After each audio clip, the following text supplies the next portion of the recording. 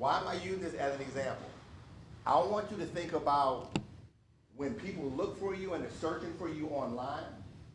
I want your IP to be clean. I want you to think about how do you own, when we talk about name, image, and likeness, when my daughter was born, we bought her domain name when she was born, right? And so I want you to think about that digital IP because that has value to it. And the stuff that you actually post and connect. I know sometimes people will put a number in there. Well, what if your number changes? Sometimes people will put letters that connect back to their school, and then that could change over time. But I want you to think about what if somebody else gets your actual handle, which is your name, and they start posting stuff that is negative, but when people go search for it, they find that before they find your name. So again, I want you to think about it. Some of you might have names that are already taken, so you might have to figure out what does that configuration look like. But I want you to think about that handle. What does that look like? I'm curious, what are some of your email addresses? Okay, your name? Okay, so I'm not talking, I don't know if you have a school one, but just like, you know what I'm saying? I guess, so do people have a Gmail account? Okay, J Shape. Okay, so J Shape. Okay, 34, what do you say? What? 348.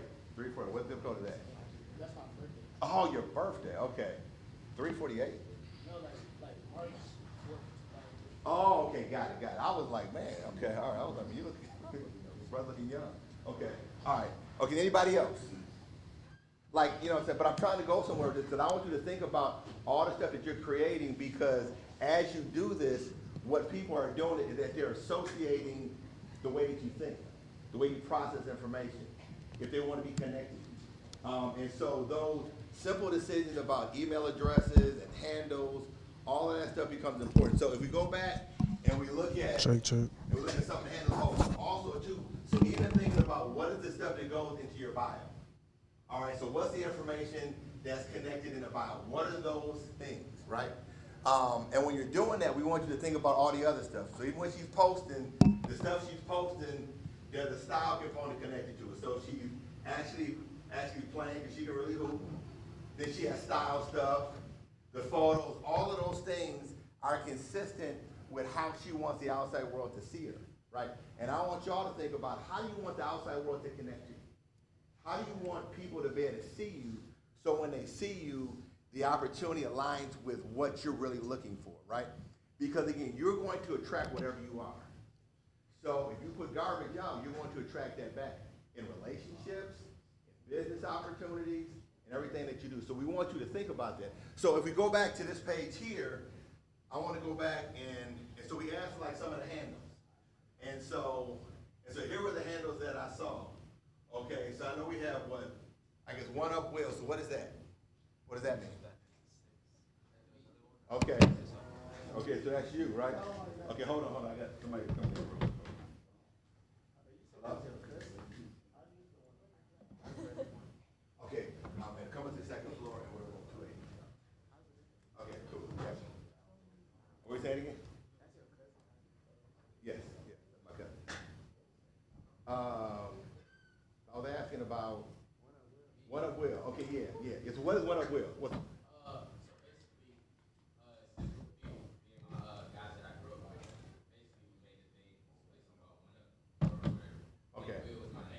okay. Okay. All right. So what's your real name now? Like, what's your you know the name you're given at birth? What? Okay, so Will, your last name is what? SB. Okay, got it. Okay. Did you ever look for those handles at all, like Will SB or anything like that? Did you ever look for any of that? For my name thing under the Okay, got you. So again, I want y'all to think about this because I know, and then even the consistency between one platform and another one. So is this you? Yeah. So Will been up one? So you couldn't get the same, I guess? Yeah, it wasn't letting me know. Okay, all right. So even as you're getting handles, think about if you can keep it consistent across all platforms, if possible. Not always possible, but think about that, or even the main platforms that you actually want to have content in, right? So trying to keep that consistent and then figuring out which ones you're actually gonna be on, right? So I know the twins have a joint account and they have a single account, right? Okay, so I saw you guys have, so in Instagram is what, I am some five? Okay. And then the other individual one for you was which one again? It was on India 240. Okay, okay. All right, so when y'all were looking for your name, I guess were you able to find like your whole name or no? Okay, okay. All right, okay. You know, so we might, kind of help you out to be able to see the different kind of searches. It's also okay because you're early enough in your career now that even if you needed to adjust your name because again, just because of the followership that you currently have, right? So there could be an opportunity for you to even change it if you needed to because you're still young enough where you probably haven't had the total followership that you want, right? And you can really get the one that you want so you can establish it, grow it, and it's the one that's going to give you the optimal business opportunity. At the end of the day, I want each one of you to know that you're a business, right? And so this is not just about social and about having fun, but it's about really being able to make the right connections. The community that you want to connect with are not just your friends. Because a lot of your friends don't really have any money. Like, I guess y'all might think y'all have money because y'all are buying $1,000 shoes. Because when I was growing up, I had like one pair of shoes that matched every outfit. Now when I go to the mall, I see kids with $600, $700, $800, $1,000, $1,300 shoes to match one outfit.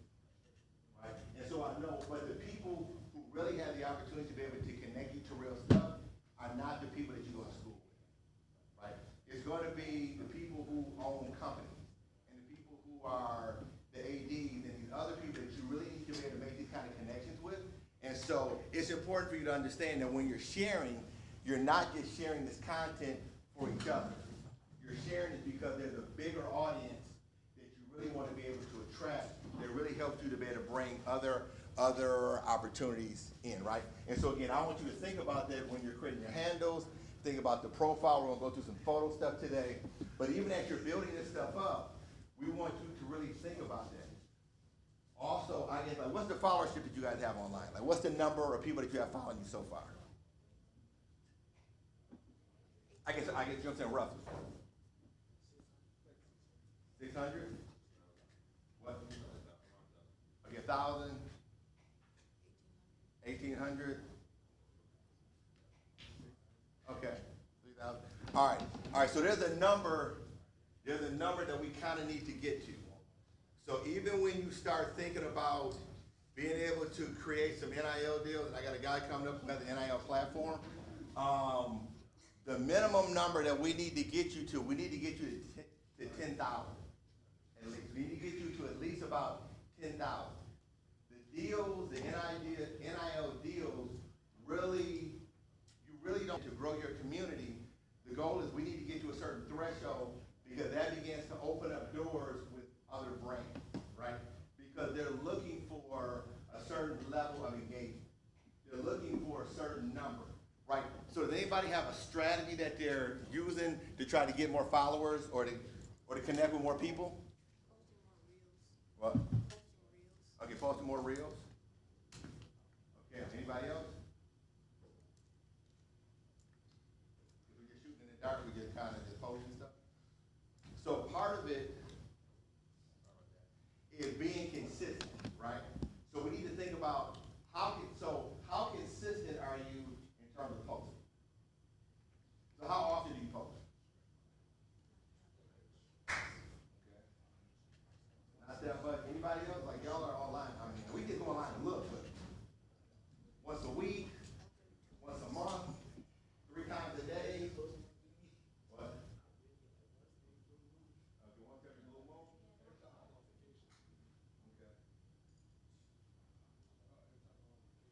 Okay.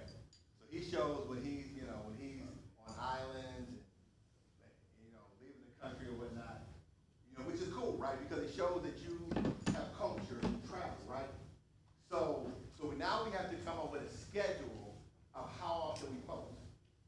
Now there's a lot of AI tools that will allow you to be able to create or to automate some content in terms of creating stuff that you can kind of go through and you can kind of look through the information and be able to figure out if this is what you want. But we're going to have a strategy to be able to regularly post.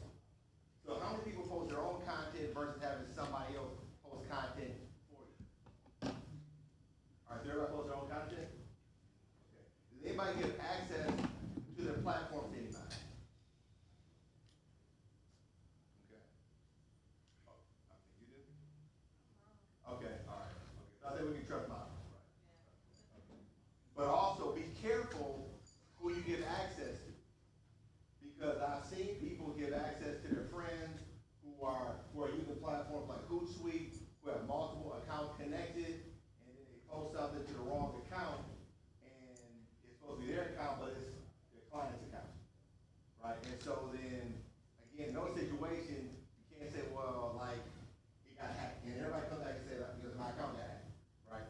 But that's really not going to be a good enough excuse because, you know, because you really have to kind of manage it at the end of the day. You have to figure out what that's going to look like, who's going to have access to those accounts, because it's going to make a real big difference in terms of the followership, right? So again, this is going to be a key number for you to get to. How many people want to get some NIL deals, right?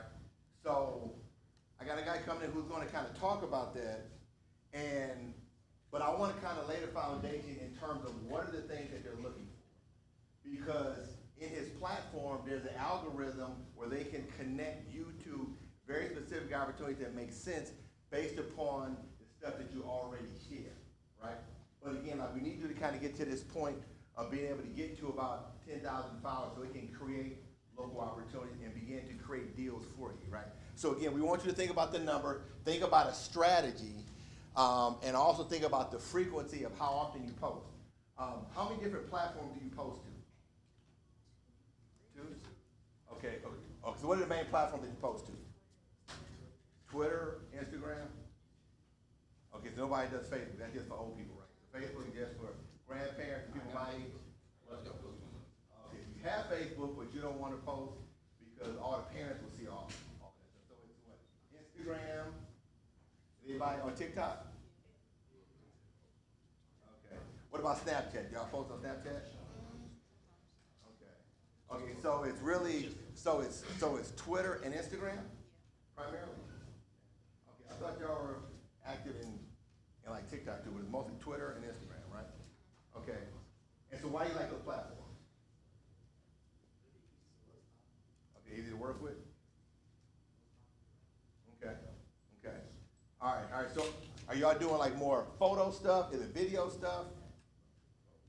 Both? All right. So even creating a strategy in terms of how you create this content where you can do it in a can. So say for instance, if you're able to go shoot a lot of stuff on one day and then be able to post that over time versus having to try to go create a shoot every single day, right? Finding ways to be able to save time to be able to do it. So in any of the teams, are the people that shoot for the teams at all? And actually create content that they get access to?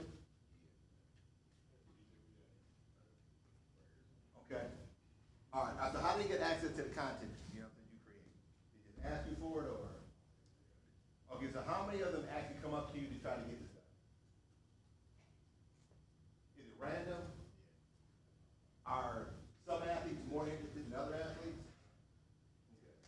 So what have you found, like in terms of the athletes who really want the information? Okay. So you have access, at least at this school, you have access. So of all the athletes, I guess like what percentage of them actually come to you to actually get the content? A lot. Okay. But if we warm up stuff, no. I mean, look, everybody is at a different place, right? And so finding stuff, because I would choose stuff like for my cousin, but I would even choose stuff in the warm up, right? And so there's still an opportunity. Some people might have more games in. Some people might have warm up stuff. There might be other ways to do it. You can still, even if you don't get the clock that you want, there's still ways to get content and to be able to make stuff work for you because like some of these videos are 15 seconds long, 30 seconds long, and so you can still get something that's valuable to be able to communicate your message. So I don't want to downplay somebody just because they don't get the same amount of playing time, right? So I think you can still get good quality content. But again, they got to come to them for it, right? Right? You You have parents that are shooting stuff. And what about some of the people in here who actually create content? Are you working with any of the athletes at all? So I know you are. Is there anybody else? Who else? He is? All right. Hello? Oh, I mean, it should be like a person who let this, somebody just tell me the athlete. Athlete event, and they should let you straight up. You get that rule. Okay. Yeah. Okay. All right. All right, so somebody needs to get content from you. How do they get it?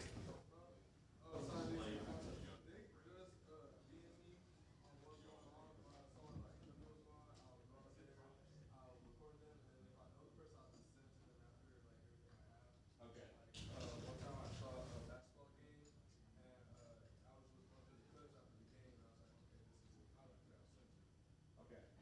So how many athletes actually come up to you? Like a lot of athletes come up to you?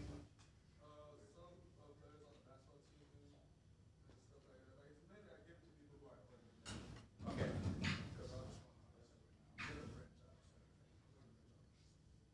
Okay, awesome. Okay, so if you're an athlete and there's something specific that you want, I will make your request.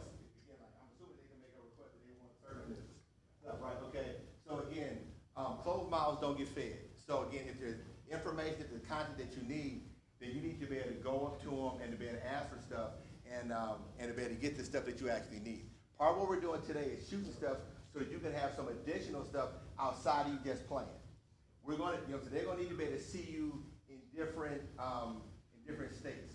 Not only as an athlete, but to see you as a professional, to see you as a regular person. And so all of these things become important in terms of you being able to communicate and tell that story. So again, we want to make sure that you kind of have all of those details. All right, we're going to jump into this while we're waiting for Ashton to come in. So as we go through this, part of what I do, like whenever I travel somewhere, I'm always trying to find ways where I can bring my brand. And so this is me, right? And so anytime I go somewhere, I go into IG, I find a photographer, and I have them shoot me so I can have content that's not just local content or content in terms of place that I'm always at. So even think about as y'all travel to tournaments or as you do other things that you're in different spaces, that you have the opportunity like to be able to actually bring more content in. I'm gonna bring a gentleman like to the front because we're gonna talk a little bit about NIL because he had a short window. And so this gentleman's name is Ashton Keys. I met him, I think about 3 or 4 years ago. He was starting a platform called Athletic, and we were one of the first people to invest in this platform. But I want him to talk a little bit about the platform, and then I want to get into a little conversation about NIL, because I know you work with a lot of athletes, and I want you to kind of give a backdrop in terms of if they want to be able to work with your platform, and then maybe some of the pros and cons of things that you see positive and negatively. He's a local product here. He went to Michigan State, and I love the fact that he owns his platform and he's African American. So Ashton, I want to give you the floor. Well, appreciate you giving me the space, High. It's a pleasure to meet you guys. Like you said, like you said, 4 years ago, one of the first people to invest in the platform, and from that point, we've gone on to raise over $2 million for the company, and has partners like brands you probably know, MasterCard, Mountain Dew, Google, and even investors from the actual investment side that invest in companies like Facebook, Airbnb, some things you know. But what we do at Athletic is pretty much kind of help you guys, start the process of getting NIL.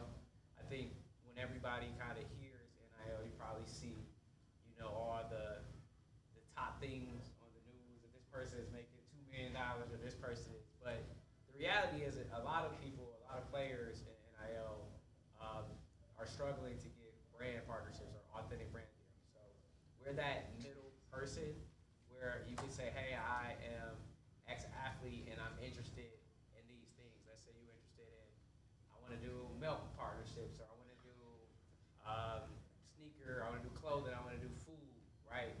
We are a platform that builds that connection. So how that works is anybody in here who can sign up for our platform, they're able to say their interests, and they're also able to connect their socials. Because a lot of times how you actually scale your partnerships is making sure you have the right connections. All of you guys, I would assume, are from Michigan, right? Everybody's from Detroit? No? Where you from? You from Jersey? All right. Well, that's even better because the point is your audience of the people that follow you are 9 times out of 10 probably a collaboration between being here and your hometown. So through that data, we're able to connect you with brands that are trying to reach that audience because everybody has influence. Everybody can market to somebody. So if I'm a brand, I'm like, yo, I'm trying to connect with 18 to 24-year-olds in Detroit or West Bloomfield or somewhere of that nature, I should partner with him or I should partner with her, right? Because their followers and people that are engaged with them can reach that audience. So we are the person that makes that connection. We're the person that gives you, as you sign up, you're able to see, hey, these 30 to 50 brands are trying to reach my audience. So instead of you're kind of sitting out and DMing people or going in the dark and saying, hey, I want to work with you, it's more of giving you the right partnerships, giving you the right brands, giving you the right people to know. I already know they're trying to reach these people. I already know I can actually build value for that brand. It's just a matter of them, finding out who I am. So we do that. And then I think the biggest thing about NIL, I would say, is it's the small things. Honestly, I understand. I work with a ton of athletes, so we did over 200 plus NIL deals. And the things that go a long way is honestly being easy to work with. Being easy to work with, being professional. And I think the beauty of NIL is it allows you to be professional earlier. But those are the things that make people want to work with you. Being responsive, being able to respond to emails, being able to deliver on time. I think everybody in this room understands that you're an athlete, you got practice, you got class. So communicating that. And no one will be mad at you if you're like, yo, I know you want this delivery day, but I have these things that I have to do. Can I do it in this week? With those type of things makes a long difference, and those type of things make people want to participate and be a part of it outside of obviously the brand thing. Like building a brand, that's the first step. But the thing that gets people to want to work with you long term and continue to work with you is actually the relationship that you build with that person. And that's something that a lot of athletes that I see consistently over and over again, I was literally just on a call before I walked in here, is the people that don't deliver when we say it. If hey, we need you to do something on Tuesday, if you don't come back to me till Tuesday night and say, yo, I couldn't get it done, can you get it Friday? Like that, the real word doesn't work like that because you're dealing with businesses. This is not, it's not school anymore. You don't get extension. It's even in college in general, you're not gonna get extension on your paper. So you shouldn't treat NIL the same way. So those are things to always remember. And if someone can say it was really easy to work with this athlete, I enjoyed the partnership, that's going to take you so much further. The second thing I think is also, it goes back into this, is being a genuinely good person and active in the community. I think Blake Corum was a great example of that. Before Blake Corum blew up on a national scene, he was already successful in NIL because everybody saw what he was doing. The first day we did with Blake Corum, he was like, I want to donate a portion of my proceeds to help equipment for young people, right? And that was before he won the championship. This was before he even started. And that's the thing is like, those are the small things that people want to work with people that they genuinely like. Because there's a ton of people out in this world, there's a ton of athletes in every sport, and unless you're at the Angel Reese level, most of the people can have a similar profile as you. So what are you doing outside of just your athletic ability? What are you doing outside of just your social to take you over the top? Are you in the community? Are you volunteering? Are you a good person to work with? Are you someone that I can genuinely pitch to a brand and say, I know if I work with her or I know if I work with him, he's going to deliver, he's going to be on time, he's going to communicate, and I can count on him. Those are the small things that goes a long way into how to consistently get NIL. So, yeah. Cool. So yeah, I think you hit on like the really good points because it's in life, it's not the core thing that you do that really gets you the opportunity. We know everybody in this room can ball, right? But it's the other things about being professional, being on time, how you present yourself. Like just like at the end of the day, if I have a lot of opportunity or even a lot of money. I would prefer to be around people that I want to be around. I prefer to work with people that I would want to work with, right? Because again, those are the kind of opportunities. What I like to do is I like to open up the floor for y'all to ask him like some questions. I don't know if y'all have any questions about NIL or kind of how the process works, or kind of how to get onboarded.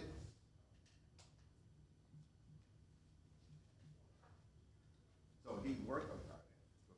What, like, troubles have athletes ran into, like, dealing with NIL? Oh man, I think contracts. So like, how many here do right now think they can raise a hand? You can read a contract and understand it and actually be understand it enough to where you think you can make a decision on it right now, like a legal contract. But that's a big thing, a lot of that. So always, and I would start early. Don't never sign something without getting someone to look over it, and not someone your friend or not someone that you might know that's studying law. Like, get a professional legal expert because it's a lot of small stuff into contracts. For example, everybody here, you know Barstool Sports, right? Well, when NIL came out, they did a big thing called Barstool Athlete. So everybody's like, cool, I want to be a Barstool athlete. I want to put in my bio. What they didn't know was in that contract, they actually had a terminology that gave the likeness of all the athletes that are Barstool athletes for the rest of their life. So now, if you sign that contract, Barstool Sports can use your image, your picture. They can put you on a website. They can put you on ads and marketing material. And you didn't get, only thing people got from that was a T-shirt and a water bottle. But it's small. They did it where it's small defined print. And if you're not reading it, if you're just signing it because you're like, oh, I want to put Barstool athlete in my bio, you don't realize that you're giving away something that's extremely valuable. Because today, you might not think like, oh, I'm not that big. But let's say by your junior or senior year, you blow up. Barstool is like, oh, I still own their likeness. We're going to use that for our marketing to promote ourselves, and they don't pay you anything because you signed it away. So contracts is always important.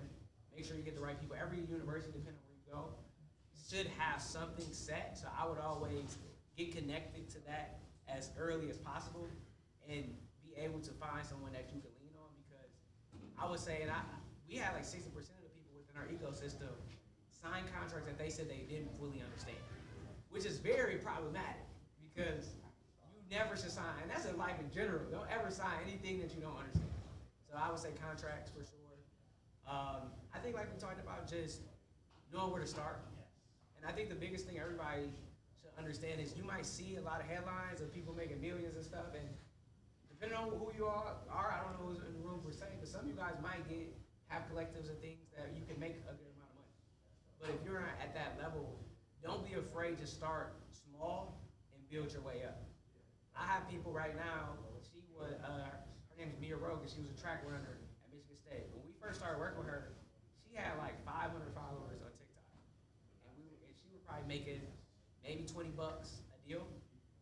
But she understood that you have to have something to get to a bigger thing. Because people also want to see what you do. Like if you've never worked with a brand before, how can a brand know the quality of work that they'll get? So if you do a 20, you might do an early deal. I'm not saying take a $20 deal. Always get the most value you can get, but if you do a smaller deal and build your way up, you will have what we call a portfolio. You have stuff that you can show. Hey, I worked with this restaurant on campus. I work with this brand. I work with this brand. I work with this brand. Now, if I'm a bigger brand, I can see, oh, I know the quality of content that she can deliver. I know the work that she can do. I've seen her actually excel in doing partnerships. So don't be afraid to start small, and don't be afraid to take a product-based deal too. I would love if I could get free food at a restaurant every week on campus, and all I gotta do is post a story. That's why not? Because now that adds to your portfolio, now that adds to your resume, and now you have something to actually put yourself in a selling position, and also you have something to help you negotiate. So that's the last thing I'll say is negotiate. Everybody, including in general in life, you can attest to this too, Hodge. A lot of people are afraid to negotiate, whether it's a real job, whether it's NIL deals. Always negotiate. What that doesn't mean is if someone says, hey, I'll give you $2,000 for an Instagram post, don't say, hey, I need $15,000. Like you gotta balance yourself. But it's always room to wiggle. So even if they can't budge on cash, they can budge on product. So they might say, I can't, this is our budget. You can say, hey, well, can you give me clothes? Can you give me merch? Can you get, like, what other things can you budge? Or you can say, well, is it room to negotiate on deliverables? It's always room to negotiate and always try to get the best deal possible. Because a lot of people leave a lot of money on the table and a lot of opportunities on the table because they're afraid to negotiate. But the reality is, no one would look at you in a bad light because that's a part of business. Everybody that does this for a living negotiates. In any business everyone negotiates the deal.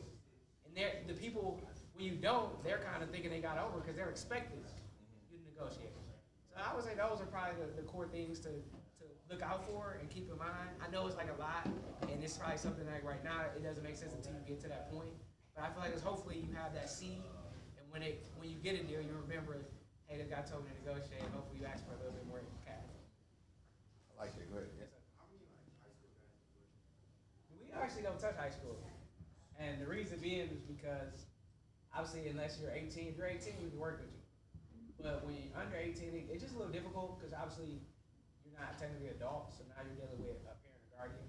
And that just it's just hard to manage, honestly.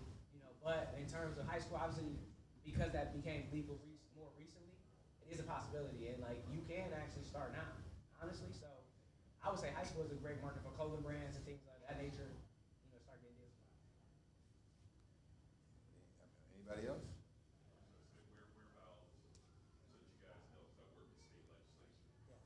Right now, high school NIL just passed the House, it's in committee. Yeah. It will be voted on by the Senate probably by the fall, Yeah. which the governor, the plan is probably for, if it passes the Senate, they want to sign into legislation right at election time. Yeah. Okay? What that means is 2025 people, we will probably have high school. Only thing we gotta work out then is how the districts stay away Yes. from the liability associated with it. So I think a good point with that is that means that now is a good time to start getting everything set up so that by the time the legislation passes, that your stuff is clean, you really establish who you are. Also, anytime I work with brands, Yeah. I also I want to think about the brands that I also want to be associated with too. Yes. Right? You know what I'm saying? There might be some that you have an affinity towards. Like I know you guys did stuff with like Sweet Green, right? And so like I like healthy lifestyle stuff. Yeah. And there's a local one here, and so like that'll be something that I'll be interested in because again, that brings a very specific, I guess, like consumer base. Yes. And one other thing I would say, it's probably something we just passed it. I don't know if any of you guys actually have worked before, like had a job. Okay, got a few. Taxes. That's a big one. Anything you sign is taxable. Everything. So a lot of times I feel like some people don't realize that people give you, even if it's not just cash, you also have to understand the tax implications, whether it's a car, even if they just give you the car, you need like cars, apartments, everything that you get that has a value of it, you have to understand what the tax implications is. Because that was another thing that I've seen that athletes didn't realize or understand or think about, and it came back where if you're getting paid for an NIL deal, you have to understand what are the tax implications of that deal, because at the end of that year, depending on how much you earn and as it scale up, you're going to owe on your earnings. So make sure as you start to get to that point, I think it's like, was it 600, I believe. Once you get over $600, you start to prepare and have people around you that can start to help you think about that, because you want to make sure you put it away. You start to think about, okay, if I made 1,000 or whatever, what I would try to put at least 40%, to the side, so that you don't come up to the end of the year and you have this large tax bill. Because a lot of people, obviously young people, you don't think about that or no one talks about it enough, but that is a big thing as well, is understanding what the tax implications of the deals that you do.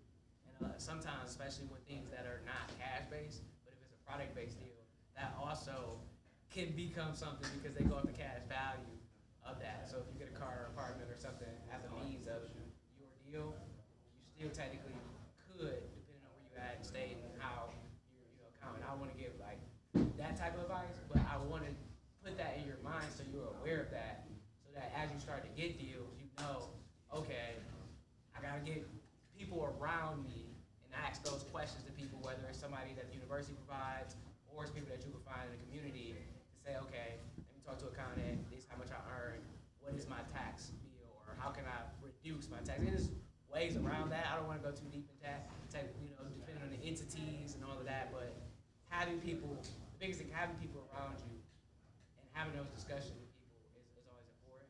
And it's something to just know. If you get deals and you start getting money, just know, like, okay, who do I need to talk to? Who can I get connected? Because I know I'm going to have to pay taxes on this. Yeah, and so you start to hear terms like LLCs, and, so setting up businesses so that the money can be funded like through the businesses, stuff like that, which I'm assuming you guys are. Yeah. For sure. So yeah, I mean, I think the biggest thing I believe in is like NILs for everybody. Don't let anybody tell you that it's not. It's a ton of I just saw it. I just looked at the stat. It was 340,000 brands that has done like sports partnership deals. So it's a ton of brands. Don't look at it as just, oh, it's just Nike or it's just, all these big brands. It's a ton of brands that are active. And the key thing is this: when you look at the top numbers, have anybody heard of Chase Griffin for UCLA? Anybody heard of Raekwon Smith? Right? We work with him too. Everybody heard of Terry Williams? Some people. Chase Griffin I don't think he's ever started a game at UCLA.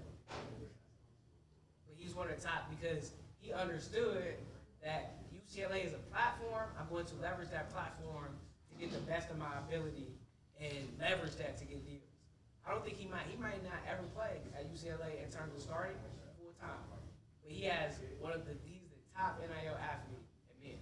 And I think that's the key is like, don't always think that it's not for you. Even if you have talent and you start to understand that I have a platform at Georgia, I have a platform at these schools, you can take it to the next level. So I really want everybody to walk away from my conversations understanding that you can start with local restaurants, local businesses, D2C products, things like that, and work your way up. And be a Chase Griffin, or obviously you could be an Angel Reese. But all of them had to start somewhere. No, they didn't go from, I got in college and my first deal was Gatorade. A lot of them, their first deal was just, something like a smaller brand. And as they scaled up, as they did more deals, it gets to the point where things find them. But you just have to start. So don't be afraid to reach out to people. Don't be afraid to say, hey, I'm a huge fan of your product, or let them promote it. Like 9 times out of 10, all the brands I work with, if any, I'll tell you this. If an athlete reaches out to them directly, if they actually read the message, 9 times out of 10, they'll give you a deal. That doesn't mean they'll pay you, but if you say, hey, I'm a huge fan, I'm an athlete at the University of Georgia, would love to be an ambassador of your product, 9 times out of 10, they'll respond, and they'll give you a deal in some way, shape. So always put yourself in the best position, always try to go into offense, and use people like Hodge and other people to make sure your messaging is correct. But I would say always put yourself out there and understand that you can build your way up to be, whether it is an Angel Reese or it is a Chase Griffin. What's up? How you say? You said some brands pay you with money Yeah. on this to the deal. Yeah. So how does that work? Yeah. How does if a brand does pay with money, how does it earn so you get? Well, it depends on who. That's all based on who you are. So, and I think it's different. I would say it's different in different sports. Because one thing I've noticed before basketball is like, your talent can dictate how much money you make. In the sense of like, obviously, if you're an All-American, things, you have a little more leverage in terms of how much you make. I mean, I think that's all sports in general, but I think football, the one thing, football and basketball for men, which is a little different, is like, you don't have to have as much followers to command a higher amount because they can use your likeness and use it for other things, if that makes sense. So they can use a picture of you and put it on a billboard or put it on a commercial, and they get value out of that. Now, for other sports, if your audience, if you have higher followers, then you can command more money. So basically, it's just about audience, who you can reach, and how big you are, basically. And that's just how it goes.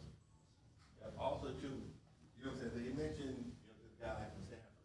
So I looked him up, he only had 24,000 followers. I'm not saying only, but what I'm saying is that he doesn't have 1 million followers. No. Right? And so sometimes we think you gotta have Angel Reese or Yeah. like Caitlin Clark, you know what I'm saying, like type of followers. 24,000 followers and he has 16 NIL deals, right? Big money, big money, and I think Raekwon Smith, you know, he is at HBCU, and I think last time we talked, he's seeing like well over 6 figures, you know, a year.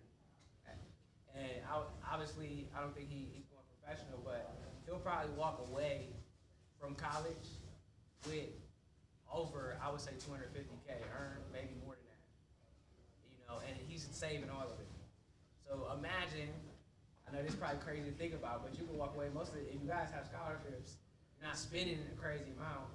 Think about graduating college, 4 to 5 years, some 6 years, depending on, you know, when you go, and you have 300,000, 350, 400 in your bank account, right? Like that changes how you want to move, what you want to do, where you go. And that's the thing, is it's really possible.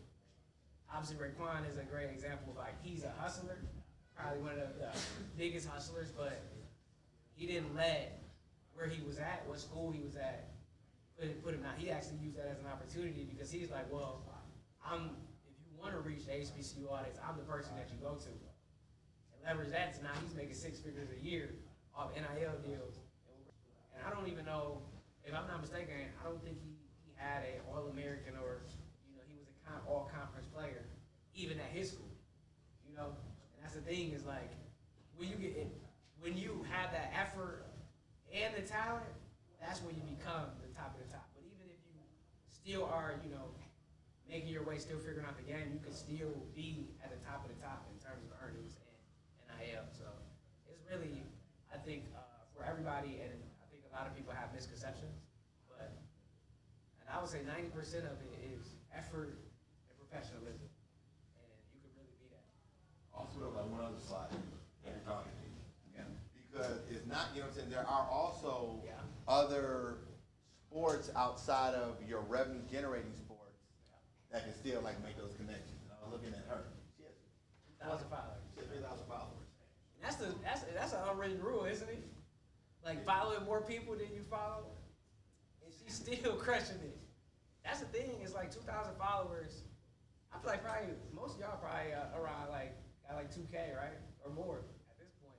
So that's not crazy, but it's all about engagement. And that's the thing when you go into content. I know Haas talks about that a little bit too more. It's like think about when you're posting content. What do you guys? What is engagement? Do you know what engagement is? Anybody want to guess? Exactly. That's important because it's strategies that you can do to increase that. So instead of posting a pic and put an emoji, a fire emoji, or demon emoji, post a picture and post a comment or encourage people to comment. Y'all like my fit? If it's a fit pic, y'all like my fit? Or think about the captions of what can I post to get people to comment on, right? What can I post to get people to engage? Because when you get that point of the higher your engagement, that goes back to your question. That's leverage. That's how you get more money too. It's about your audience, but followers is one thing, but even if you don't have followers, you have to find something else to piggyback on. But if you can say every time I post, I get 100 comments, that means people see my stuff and engage with my stuff. So if I'm a product, let's say I'm Dunkin' Donuts, I know, based on what you say, I know 150 people comment on his post every time. So I can guarantee if he posts 150 people, I guarantee are going to see it and engage with it. That's valuable for me. Because out of that, maybe I get 20 to 30 people to actually go to Dunkin' Donuts. If I paid you $300, depending on how much it costs, now you can start to calculate what the ROI on that. And that's how people think. So next time, every time y'all post now, y'all should be thinking, how can I make it, even if it's crafty, how can I get it to where I can get somebody to comment fire if you like my fit? Or what y'all think about this? Like, it should always be something that's like encouraging people to engage or interact. Like if y'all messing with, like, that should be every post. Because the better you get people to comment and like, and honestly, comments is better than likes, if I'm being honest. The higher you can get people to comment, the better. Because that actually shows that people are actually interacting. You can have something that you can show and send to. Because not a lot of times people highlight is, and it's ways to fake that. You know when a bot commented on Instagram. Everybody knows when a bot's commenting. So I would say, think about that when you post now. Always try to be creative, but always encourage people to engage and interact with you. I'll make 2 more points. So, just to add back onto that, so I have a deal like with CI. And so, I get glasses. So when they do a post, I've already talked to them, they get about 15 people to come in and to actually ask about the exact glasses that I'm wearing. The glasses, these glasses I think cost about, with everything, they were about $800. So if 15 people come in, they get about a third of the people to actually buy the glasses, they have made their money, right? And I'm not a celebrity at all, right? And so again, so the stuff he's talking about actually works, right? Especially when it's authentic, right? So being authentic in this content becomes really important. And one of the points I want you to hit, can you talk a little bit about how important that 10,000 follower threshold is? Yeah, I would say like, one thing we've seen is like the chasm or just the people that are the most successful and it gets really easy for NIL is like when you cross that like 10K threshold. Like the people that always on the top, that always can negotiate, that always can make that most money. Like once you cross over that 10,000, whether it's Instagram or TikTok, we've seen that it gets easy to sell and it makes it really, really easy for brands to buy into that. So I'd always, obviously you want to continue to grow and gain more, but like getting to that 10,000 point, I've seen is like, that's where you kind of take it to the next level. Like you obviously can be a Paige McCormick and do deals and things of that nature, but once you cross over that 10,000, it allows you a lot of leverage. I think the name of the game always is leverage, because now you know you have an audience, now you have followers, now you can work on other things, but I would always try to aim to get to that like 10K follower range and continue to scale from that. But that is the one where most people that we've seen with that, if you have like 10K followers and you're a student athlete, I've never seen nobody at that point not have an NIL deal. I've never seen someone that's over 10K, they don't have any NIL deals. Everyone that has 10K followers or more, Instagram and TikTok, that are a student athlete has an NIL deal.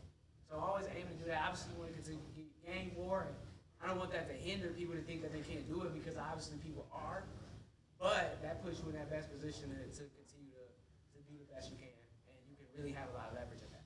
Okay. All right, so what I want to do now, I want to take about a 5-minute break, just in case if y'all want to ask him some questions. I know he has to bounce, but but I've also found out that sometimes people want to ask a personal question.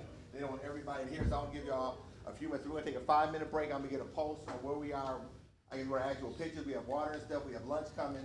But let's give Acton a hand, and if anybody wants to come talk to him, I'll give y'all a chance. This guy is connected, and don't let his youth fool you in terms of, like, you know what I'm saying? The most beautiful part about this is that you don't have to wait till you're my age or Daryl's age to be able to do it. He's doing it young, and again, I'm not knocking it, like we're old guys in the game, but ultimately, we want y'all to start young, and we want you to get opportunities and to be the ones creating platforms. So again, a 5-minute break where y'all want to talk to him. I want to give y'all some actual time because he has to go in. So, all right. So we'll come back in about 5 minutes.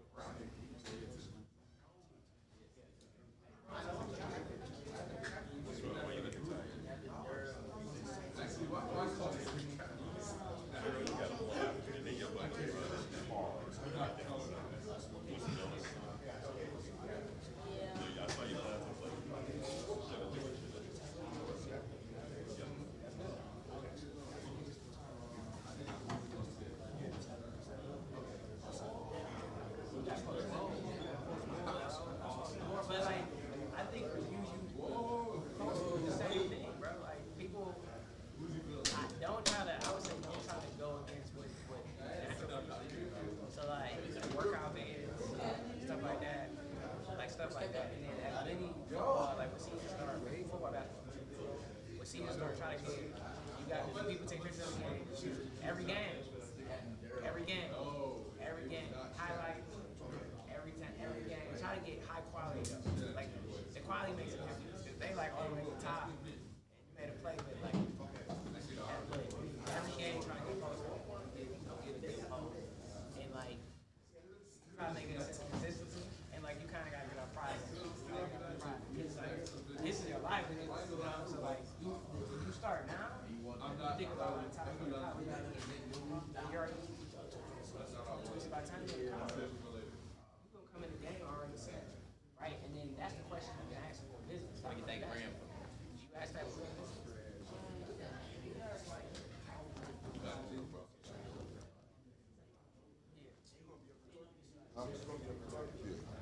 And I see I got the G Master, which I got. You gotta get his fucking A73, man. They give y'all content, people make videos, like stuff like that. And So my like, baby football is like, you know, make sure you know, like, I'm football first, that's the one. but like, obviously, that's a See that movie, The Creator? like, what Who do y'all got on that? I would shout off that bitch. Got somebody That's the creator. Yeah.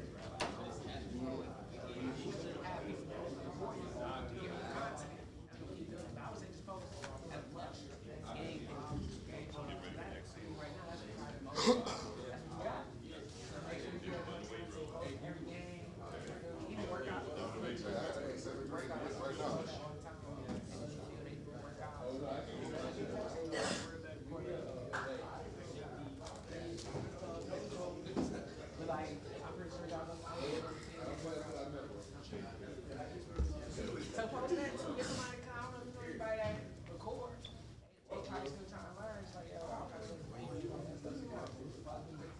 You can post that stuff like under video. Like stuff like that. It's like all of that. Like yeah, just builds it. Just got up.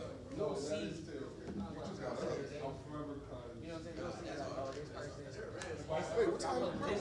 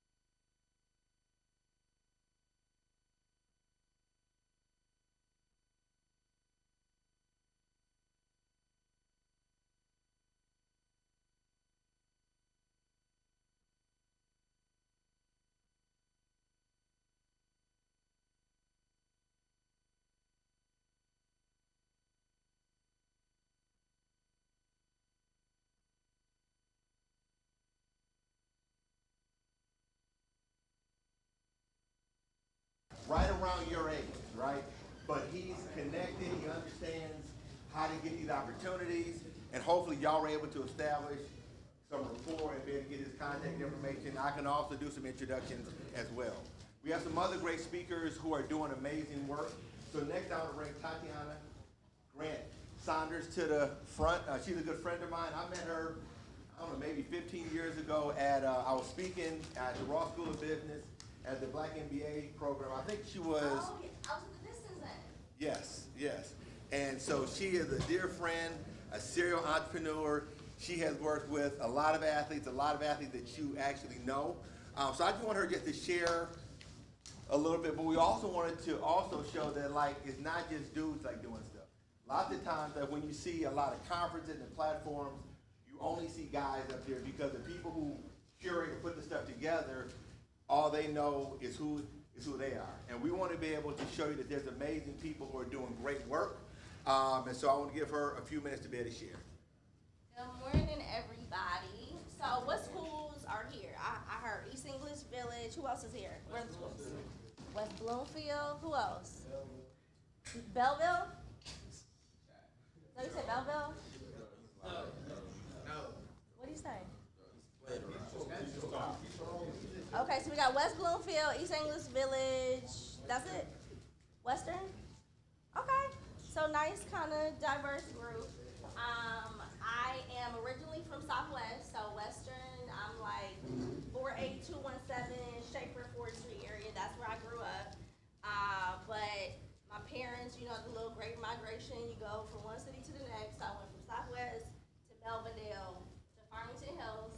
I went to Mercy in North Farmington for high school. I went to Eastern Michigan University for undergrad and Michigan State for grad school. And I have on these are probably like 2-inch heels. So I'm very short.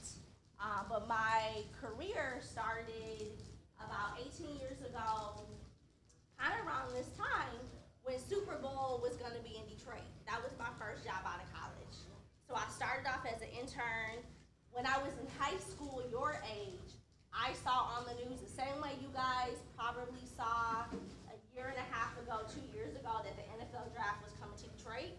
Was the same thing. I was in high school. I saw the Super Bowl was coming to Detroit when I was in high school. And I was like, yo, I want to work there. So I did the math, I figured it out, and I knew I would be in college when Super Bowl was in Detroit. But at the time, I wanted to do sports medicine.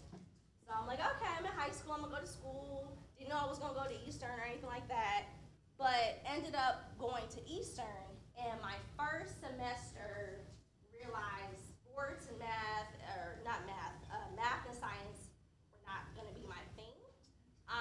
But marketing, communications, going to pitch you to the media and try to get the press to talk about how great of an athlete you are, how small the business and other things you have going on other than being an athlete.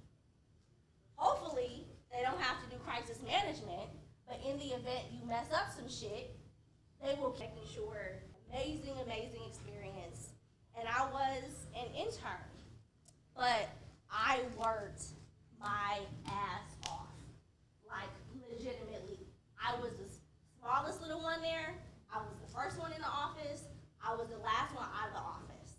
So much so that I have kind of coworkers now. They're a lot older than me, but now because of what I've accomplished, we're definitely on the same level when it's all said and done. And they talk about the work ethic that they saw in me as an intern, and that's what made me stand out. So I highly encourage you, whether it's you on the field, on the court, your academics, make sure that you stand out. All those little things make a big difference. Those are the athletes when you talk to really wealthy people, and they are looking to give and work with someone about job opportunities, business opportunities. They're looking at those athletes that stood out, that weren't just sitting in the corner, on the phone, on Instagram. They're looking at those that they saw something different in, that made them different than anybody else in the jersey.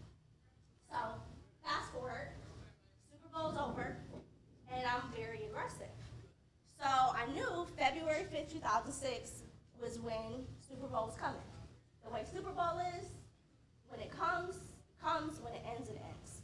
So I started sending out my resume back like in December, saying, hey, I'm gonna be graduating, I had this internship, when I'm done, I would love to work for your organization.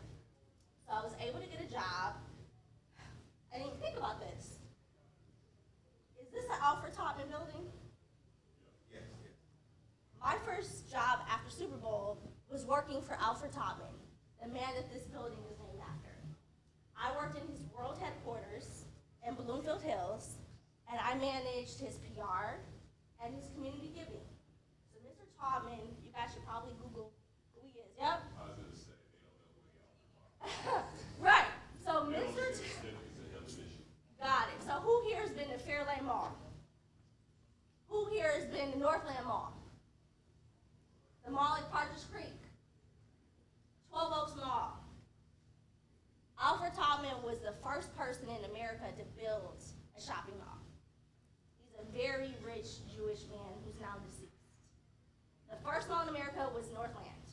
And then he expanded, he got Fairlane, he became extremely wealthy off of some interesting urban sprawl, meaning taking businesses out of Detroit and moving them into suburbs, and that's where money and things of that sort went, but we're not gonna go down that path.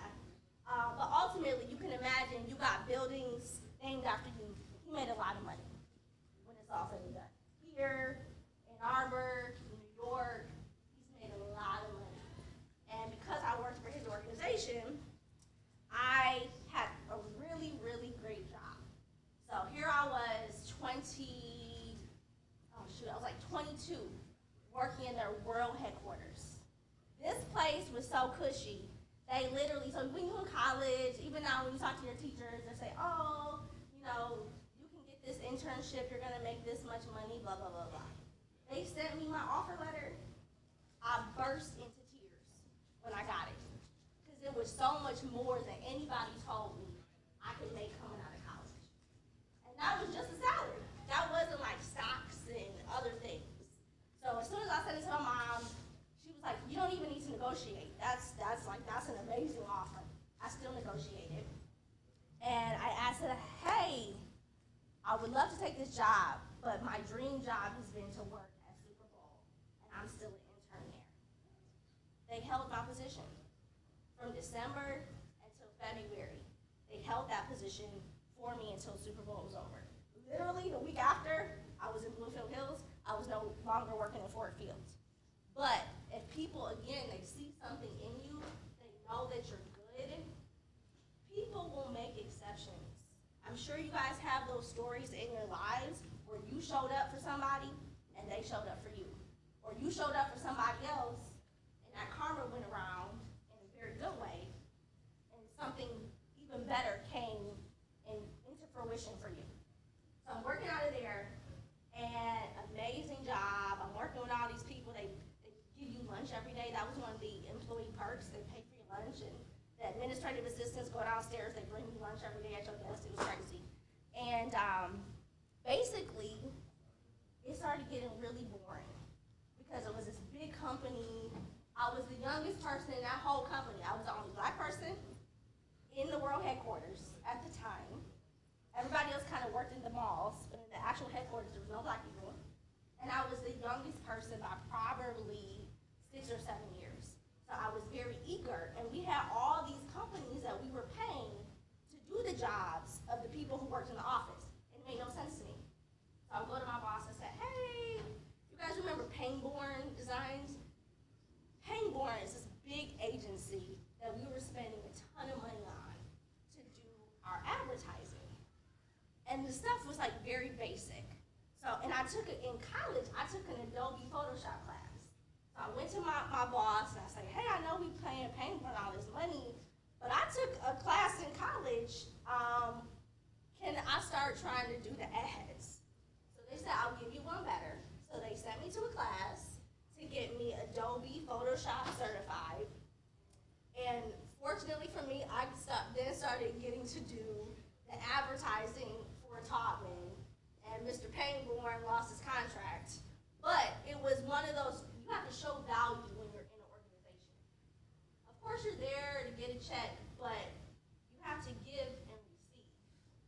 So an organization that you're working for, a lot of people don't know, when you're there, they're looking to get way more out of you than what your salary is. It's normally 1.5 times. So if your salary is $50,000, they're looking to get at least $120,000, $130,000 worth of work out of you. That's the reason why you hear so many people talking about entrepreneurship, because an organization is looking, the expectation as soon as you walk in that door is I'm making more money off of that person than they're making on the salary. Plain and simple. Now there's benefits in there, so your $50,000 salary really isn't $50,000, they're paying for your healthcare and stuff, but realistically, they're looking to get more out of you than you're looking to put in. So basically, amazing job, but it got really boring because anything coming off a Super Bowl was gonna be really boring, especially in this stuffy kind of place. So, there was somebody who came to my class when I was in college and was talking just like I am talking to you guys. At the time, he was the director of media relations for the Detroit Pistons. I forgot this part of the story. So, met him, got his business card, emailed him a couple times when I was looking for that job. When I said, I was emailing people saying, hey, I'm gonna graduate, I'm looking for a job. He was one of the people I emailed. He said at the time he didn't have a job for me. So of course, now I've been working at Topman. I'm in Bloomfield Hills, that boring job I was telling you about. And I'm in Miami getting one of the malls ready for Black Friday. And I'm lost on the turnpike. And a random number called my cell phone, so I answered it. And he said, is Dave with me? I'm like, Dave, I'm lost. Like, what's going on? And he said, hey, I think I had the dream job. I know I didn't have a job when you emailed me some months ago, but a position just came available. So I was like, okay. Like I said, I'm getting the mall ready for Black Friday.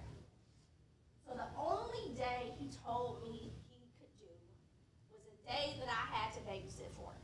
So in high school, I was like master babysitter. So for those of you in West Bloomfield, Franklin Athletic Club. I worked at Franklin Athletic Club all high school. I started off doing birthday parties there. Then I got promoted in college to be the weekend manager. And here I was, a college graduate, working at Taubman, and the family that I used to babysit for was still calling me to babysit their kid. So he was like, the only day you can babysit, the only day that I have available for you to interview is this day.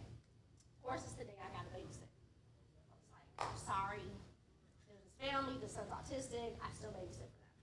He said, bring your kids. So my interview for the Detroit Pistons was, it's now Joe's Market up on Woodward. It was Barnes & Noble at the time. And I had 2 little kids that I babysit for. So, he said, no. Because when I looked on your resume, I saw that you interned at John Bailey and Associates. And I emailed my friend there. I said, hey, I'm thinking about bringing this girl in for an interview. What do you think? He said, hire her. And he said, I asked, can you elaborate? And he said, no, hire her. Again, that was an internship, not the Super Bowl, it was a different one. That was for Auto Show. And I busted my butt on that one. I was coming from Eastern. I had to be at Cobo at like 6 o'clock in the morning. This is January. It was horrible. I was crying, calling my mama. It was bad. But because of the way I showed up on that internship, that's how I got my job working at the Detroit Pistons. I had an amazing job there. At the time, Mr. Davison was the team owner. He had the Pistons, the Detroit Shock, the Tampa Bay Lightning. We had Meadowbrook. We had all these different venues. And I was doing PR and events. Amazing dream job. The team, the athletes used to like joke about them all being this big and them having to listen to my little self. So after that, I got really burnt out. I took a pay cut. I left Taubman, that really good job. I took a pay cut to go work for the Detroit Pistons. Because that's the other thing. If you plan on working in sports, they are not, until you get to a certain level, they are not going to pay you what other organizations and industries are going to pay. Because it's sexy, it's fun, you're going to build a resume, they're not going to pay you what your worth probably is. But you can build a great portfolio, a great network, and you can use that to your advantage in the future. So basically, I left there, I started my own business, and I have been an entrepreneur for almost 20 years. My first clients were all professional athletes, and I was doing PR and event planning, things of that sort. I started managing the foundations of athletes. Then from there, I went to school part-time. I got my master's from Michigan State in public relations. And simultaneous to that, I started doing work for the now mayor of Detroit. I started as Mayor Duggan's event planner. From there, went into like heavy kind of corporate work. So my company right now, McDonald's of Michigan, is one of our clients. The Detroit Promise, so the scholarship for Detroit residents. My company does all the marketing for them. And I also own an Amazon logistics business. So most people don't know it's not actually Amazon that comes to your house. It's a separate company that Amazon has a contract with. So out of Sterling Heights, I have about 50 Amazon trucks and over 100 drivers that deliver to Macomb County every single day. They're doing deliveries right now. So I say all that to say that make sure whatever's that special something in you, that you know I can do this in my sleep. If you don't know what it is, try a whole bunch of different things until you figure out what that is. But once you figure that thing out, be the best at that you possibly can be. And you should do well. And I think my time is up. Yeah, I want to add on to that though. Lots of times, if we look in the media, there's so many overtold stories. But we don't hear the story of Tatiana, right? Because we see the Dan Gilberts of the world who are doing like great stuff. But there are people in our own village, in our own communities, who are doing amazing stuff. Every time I call, I'm like, okay, so what are you working on now? Because she's able to see around the corner. But what I also wanted to do is I wanted you to be able to see somebody that looks like you. They come from your neighborhood, from your zip code, who's doing dope stuff. Because our history books don't really show the stuff. They show his story instead of history. And so I'm excited about it. So I want to just leave just a couple minutes for questions. The pizza is on the way up. But does anybody have any questions? Anybody want to ask Tatiana any questions?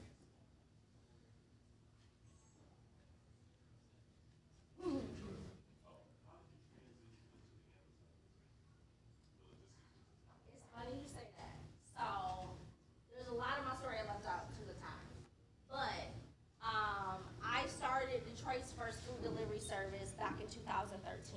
So before Grubhub, Uber Eats, all that good stuff, there was a company called Flash Delivery.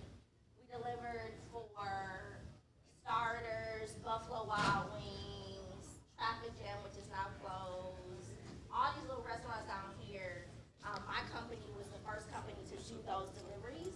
Okay. And then we got the contract with Uber Eats. And then Uber Eats, not Uber Eats. Yeah, no, it was Uber Eats. No DoorDash. No Grubhub. Grubhub. So most people don't know Grubhub used to not be a delivery company. It was only a website you could go to order food. So they worked with us and we did the deliveries for them. And then when they got big enough, then they became our competitors. So I just started bleeding money, and there was a lady, coincidentally, my company used to do fundraising for the Charles H. Wright Museum. A fundraiser there during COVID moved to Chicago, and she met an owner who owned an Amazon company, and he said that Amazon was looking for an owner, basically to be a McDonald's type of story, where they would basically make all these black millionaires. You get into the program, and you definitely bringing in a couple $1 million at least. And they were like, hey, can you go through the process? Do you have this much cash? And your credit score is? And it was simply word of mouth. Somebody who knew I had this food delivery service, and she was like, hey, if she knew how to deliver food, I'm sure she can figure this part out. And I did. I have standard vans, box trucks, CDVs, and now step vans. So the other beautiful part about that is that entrepreneurship is a journey. And so in startup language, we always talk about pivoting, right? So what you start with is not what you end with, right? And so we're all on a journey, like whether we're athletes, whether we're creating content, whether we're entrepreneurs. But But the fact that she was on the journey, these things found her because she was prepared and in position, right? And so building relationships becomes important. Y'all have to understand the value of building relationships because that's key. Go ahead.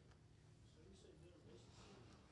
How easy was it for you to start networking, like getting yourself out there? So I am a very extroverted person. You could literally drop me anywhere and I'm gonna start talking to people. So for me, it's very easy to network because it is one of, I feel like, my God-given gifts and talents. So for me, I'm always start a conversation with pretty much just about anybody. But if that's not your thing, you gotta figure out how to do it.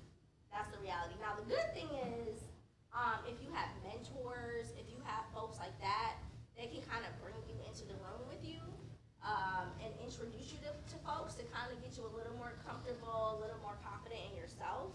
But there will be a time where you have to enter into rooms where you know nobody and go introduce yourself or just sit down at the table and just start talking to people and, you know, let them know. I mean, at first, and I mean, I've run across the full gamut of people who are just complete assholes to people who are just like really good, genuine people, but you don't get to know the difference between those people until you talk to them. The other key is once you get their information, follow up with them. Like you got to make sure you follow up with people because oftentimes in some of these environments, you need them more than they need you. So you will have to follow up, and it doesn't have to be like the first email. Hey, I see you have this business. I'm looking for this type of job. Like that's not necessarily it. Like when I was emailing Dave, it was because I had established a relationship with him since college. But just, or if you see somebody and you remember their name, just go up to them and talk to them and say, hey, I heard you speak at this thing. I'm up to this now. But you just kind of got to put yourself out there. All right. Let's give Miss Tatiana a quick hand. Thank you, guys. So I know we're here and getting to the Okay, all right, so we're gonna grab our pizza and then we're gonna have what we call a working lunch. We got another speaker, we gotta get some AI stuff, and we're gonna bring the pictures up. So we got a lot of stuff to cover in this last 55 minutes, but I wanna get everybody going with our food, so I guess. And then if you wanna wash your hands. Okay, yes. If you wanna wash your hands, or if you got, you know, whatever the other stuff is, the smears, the stuff around your hands, whatever. Let's get our food, let's keep going. So. All right.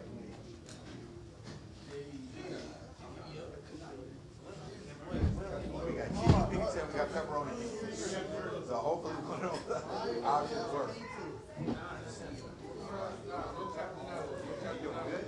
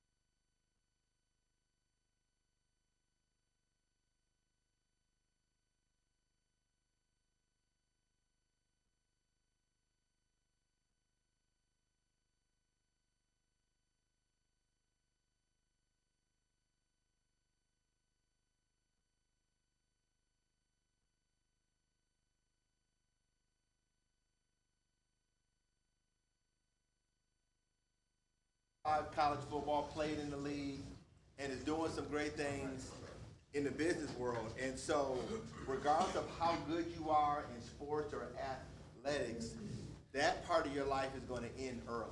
Even if you have an amazing career like Kobe, you play almost 20 years, or like LeBron, you're still going to be in your 30s at the, if you played an extremely long period of time. So you have so much life after that. Again, I want to give him a few moments, just to be able to share some of what he's doing, and to be able to kind of take you behind the veil. So I appreciate you carving out time. He had a lot of stuff going on this week with the NFL draft and some of the projects that he's actually doing. But I appreciate you coming out today. Yep. All right, so I guess I'll take it over. My name is Makaj Reynolds. Everybody call me Kaj. I grew up here in Detroit. I went to high school in Lansing. My mom's went to Michigan State. I didn't think I was gonna go there. I had like 40 offers coming out of college, and I swore I was gonna get up out of here. But Michigan sucked at the time, and D'Antonio came to me, and we had a connection, and I liked the things he was talking about, so I ended up going there. So I like to call, I'm actually writing a book right now, and like the subtitle, I'm working on the title and shit, but the subtitle is the Tales from the Last Modern Slaves, right? So my name's Makaj. I'm named after my 5th great grandfather. He was the last slave to come over here or to be born before the Emancipation Proclamation, where slaves were freed and all that stuff. And so then I come around 5 generations later, and I'm the last slave before NIL comes and whatnot. So y'all don't have to suffer anymore like we did. I like to think that we paved the way for all that stuff. But yeah, so I went to Michigan State. Played there, Spartan Dogs, went to the Rose Bowl, had a really good collegiate career. Started off on offense, switched to defense my junior year, had never played defense, and still wound up going to the league. I played for Baltimore and Miami, which was an interesting time because I went undrafted. I chose not to go do certain stuff. I had injuries, so I went undrafted.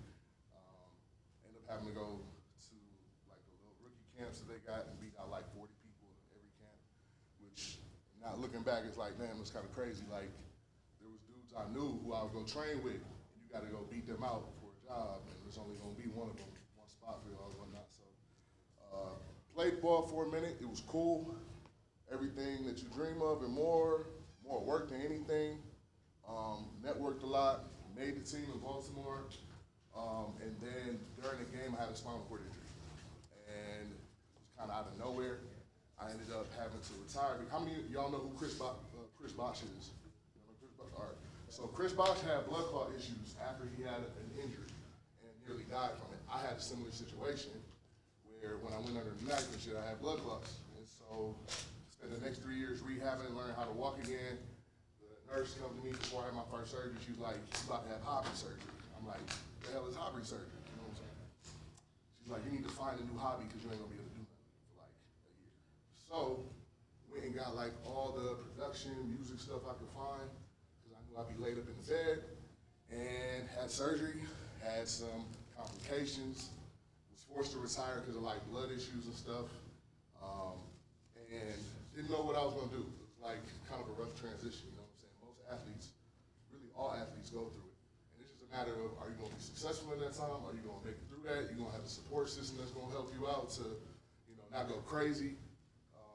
And niggas be worried about, people be worried about like what the perception is of other people like outside of sports and whatnot. So that's one of the things that like people like deal with, myself in particular, a lot of cats that I know that play, like, what are people gonna look at me as? I've only been known as an athlete. You wanna be known as something more, right? You wanna be known as an intellectual, being able to use your mind, being able to think, being creative, whatever it is. So, when I figured out that I wasn't gonna play ball anymore, I said, all right, what am I passionate about? And I looked at the different things. I still love the game, but my thing was, if I can't play the game, I love coaching and all that, but like the hours you gotta put into it ain't for me. So I looked at other things. I was like, I love music and production. Went and got all the stuff, started working and practicing in that.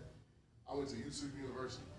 I literally was on YouTube for like half a year, learning aperture, learning shutter speed, learning lighting, different things like that, and practicing for small businesses, doing things like that. Next thing you know, I'm shooting music videos. So I wound up shooting a few videos for different artists. I think one of the bigger ones was I shot one for Icewear Bezo, and that kind of helped project me and get my portfolio to where it needed to be. Next thing you know, I'm networking with some folks. Somebody mentions that they like the creative work that I'm doing. I had written a couple of little example pieces or whatever, narrative pieces, and next thing you know, I get a job offer from Madden and EA Sports. So I go to EA, and actually I guess I can share all this stuff. I started doing narrative writing for them and different things like that, a lot of different things. And the next thing you know, I ended up writing the My Player mode for Madden 23 and 24. So all the like scenarios and all that stuff, I did that. So I got like a little video that I did, or that we had to have while I was working there. Oh, hold on one second. This is like an old one that I've done.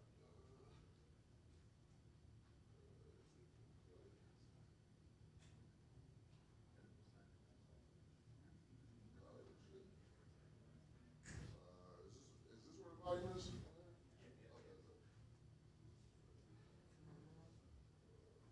So this is like when we were getting ready to do Madden 23. I'm excited about where we're headed with signing. This is like a little You're giving us presentation we more had new to create. information and choices. To show like the executives who were literally writing out the story modes and doing things like that, testing it out. Like the schedule and all that, I drew all that in, I created all like the events and whatnot. Some of them, they changed a couple of the names and whatnot. Yeah, so I did that for 23 and 24 and whatnot. And then I was part of the, how many of y'all heard of the writer's strike that took place? Okay, so there was a big writer's strike that took place in Hollywood, right? Basically, anybody that was writing for any TV shows, anything like that, basically went on strike because we were like, it's not fair, what we get paid, the wages, all that stuff. And next thing you know, games were being affected by it too, right? So writers for games ended up going on the strike as well, and those who were under contract didn't get renewed because they're trying to, work the whole thing out. So I ended up leaving Madden after 24, had to get back to like the grind and figure out what I was gonna do and stuff, right? That's my little thing. And so I spent like the next year working things out. I guess this is a slideshow now, so that's a little man again me and play.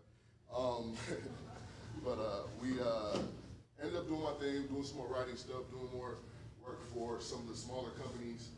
And then I was approached by a company called Status Pro and NFL Pro Era.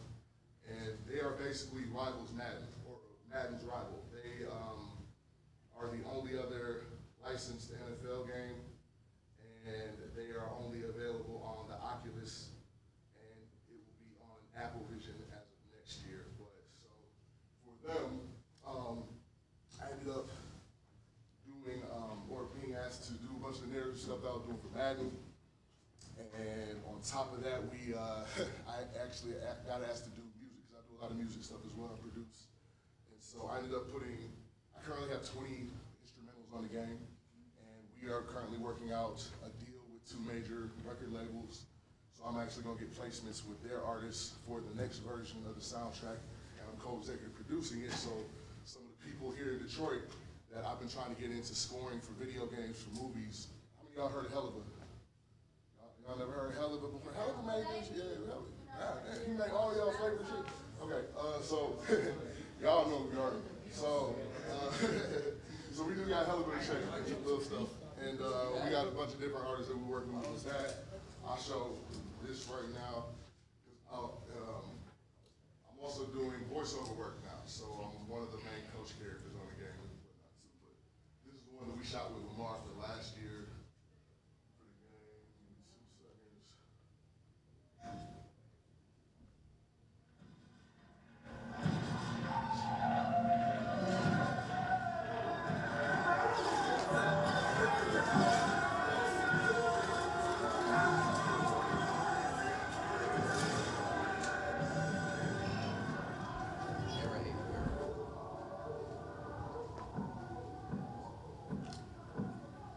You're not the only QB out here anymore. You got what it takes to go head to head. Was out in the field since I was little. Never been house.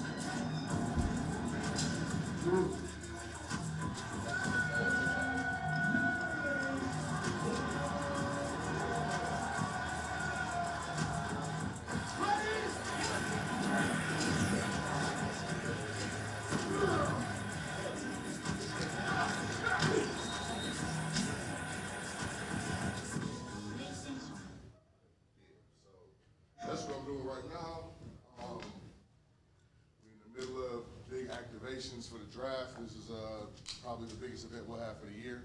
It's really dope so far. They've allowed me to do a lot of cool things within the game. We got a lot of systems we're trying to put in.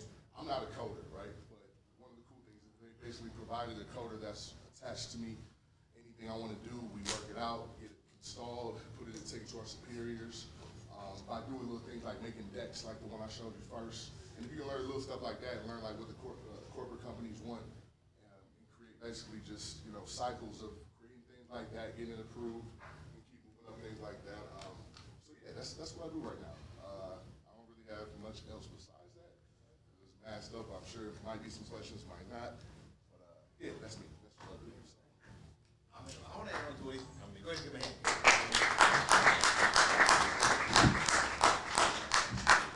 But also, he hit some pretty good points. So, in terms of VC back startup that have black founders is only 1%, right? So a lot of us are creative, but we're typically not the technical founder. But the one point you hit at the end, in terms of them connecting somebody who codes, it puts them in a position to be able to work on amazing projects like that. And so lots of times we have to find out, you know what I'm saying, the yin to our yang, right? And so maybe we can major in majors and minor in minors and find other people that we can connect with. I love the work that you're doing. Are there any questions that you have? Any quick questions? So we're gonna be at the corner ballpark, PAL's headquarters. We got game activations there where you can come try it out and everything. We show you a little bit about how we make it. And then we're also gonna have an activation at the actual draft site, like off of the main stage. So I'm gonna be downtown literally all week. So if you wanna come try it out, come over to the corner ballpark. So when you found out that you couldn't play football anymore, did you already kind of have like a plan B in mind, or Hell no, I just made it. I mean, I did, but like, you don't really think about it when you're in the height of, I just signed a contract for 3 years and some M's, and now it's like, oh, okay, I can't do that. I can't actually collect on that cheese. I'm gonna get it for this year because they gotta keep me on IR, but I knew after the first surgery, I was like, it's over, it's a wrap. And so I had an idea of what I didn't want to do, which was, I know that I can only do things that I'm passionate about, and I can only do things that stimulate me, and I can get excited about things like that. And 90% of the time, that's not working in something that's not creative or corporate. You know what I'm saying? It's funny because I met Tatiana. We're all about to be adults here. I met Tatiana working in weed. So when I first got out of football, I was selling corporate weed and shit, and was doing that for like 2 years and was making great cheese. Okay, that's called cannabis.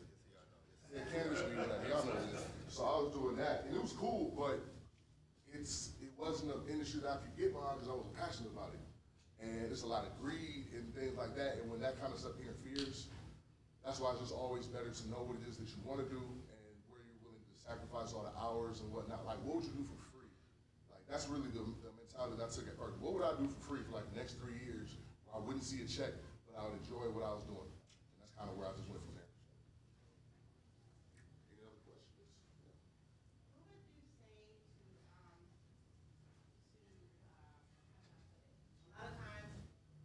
lot of times we're told no matter what we're pursuing, like go after it, whatever you can, like you're a plan B.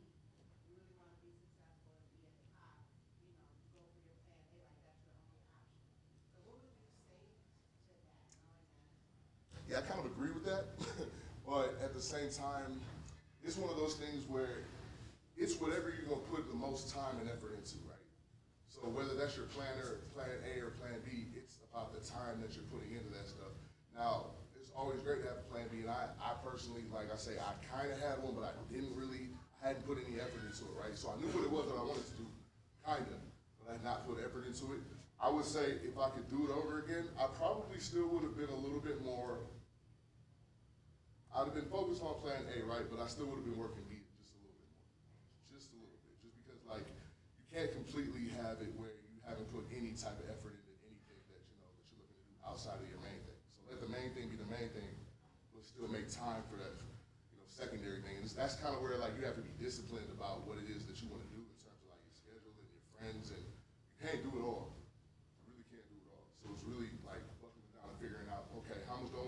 sacrifice, how much time, how successful do I really want to be in this thing? Because whether it's football, whether it's this, the time is the same. The energy and the effort is the same. It's just a different subject matter. You know what I'm saying? So, yeah. All right. I don't know if that helped. Real quick, and we'll get So, where was your head kind of at, like, after you got hurt, and then, like, after you got surgery, like, what was that time between, like, the last surgery and, like, when you started figuring out, like, what you wanted to do? Probably 6 months. Because I literally couldn't, like, I went from having a nice crib, you know, at a dope place in Baltimore to being back in your mom's crib and she being your nurse. And you can barely wipe your own ass type shit. So, like, it took me a while to kind of accept the situation.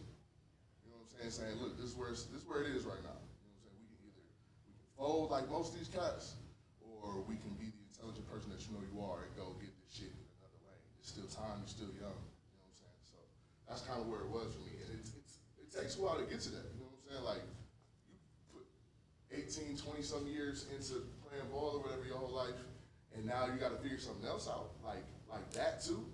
And you're not a kid no more. People ain't trying to support you like that. It's tough. It's for real tough. And you see who your real circle of friends are. You see who your real support system is. You see who your real family is. It was family. I was at my game every week at Michigan State when I was playing ball and whatnot. And then as soon as I got hurt, man, I still ain't heard from some of these guys. You know what I'm saying? Like, you truly find out what you're made of in those situations. And that's why I appreciate the time at Michigan State, and that's why who you go to for college and all those things is very important. Had I not gone to state and played under D'Antonio, I wouldn't have been as successful as I am right now. I can honestly say that. Because they prepared me in the worst ways and made me uncomfortable all the time. That uncomfortable situations, I'm comfortable in. Like, I can't really be shook by anything that happens. If I were to lose my job today, I got a plan of action of what I would do. You know what I'm saying? And that kind of prepped me for the real world and real life and what you're gonna have to deal with in those situations. So, yeah. All right, let's give him a hand. Give him a hand.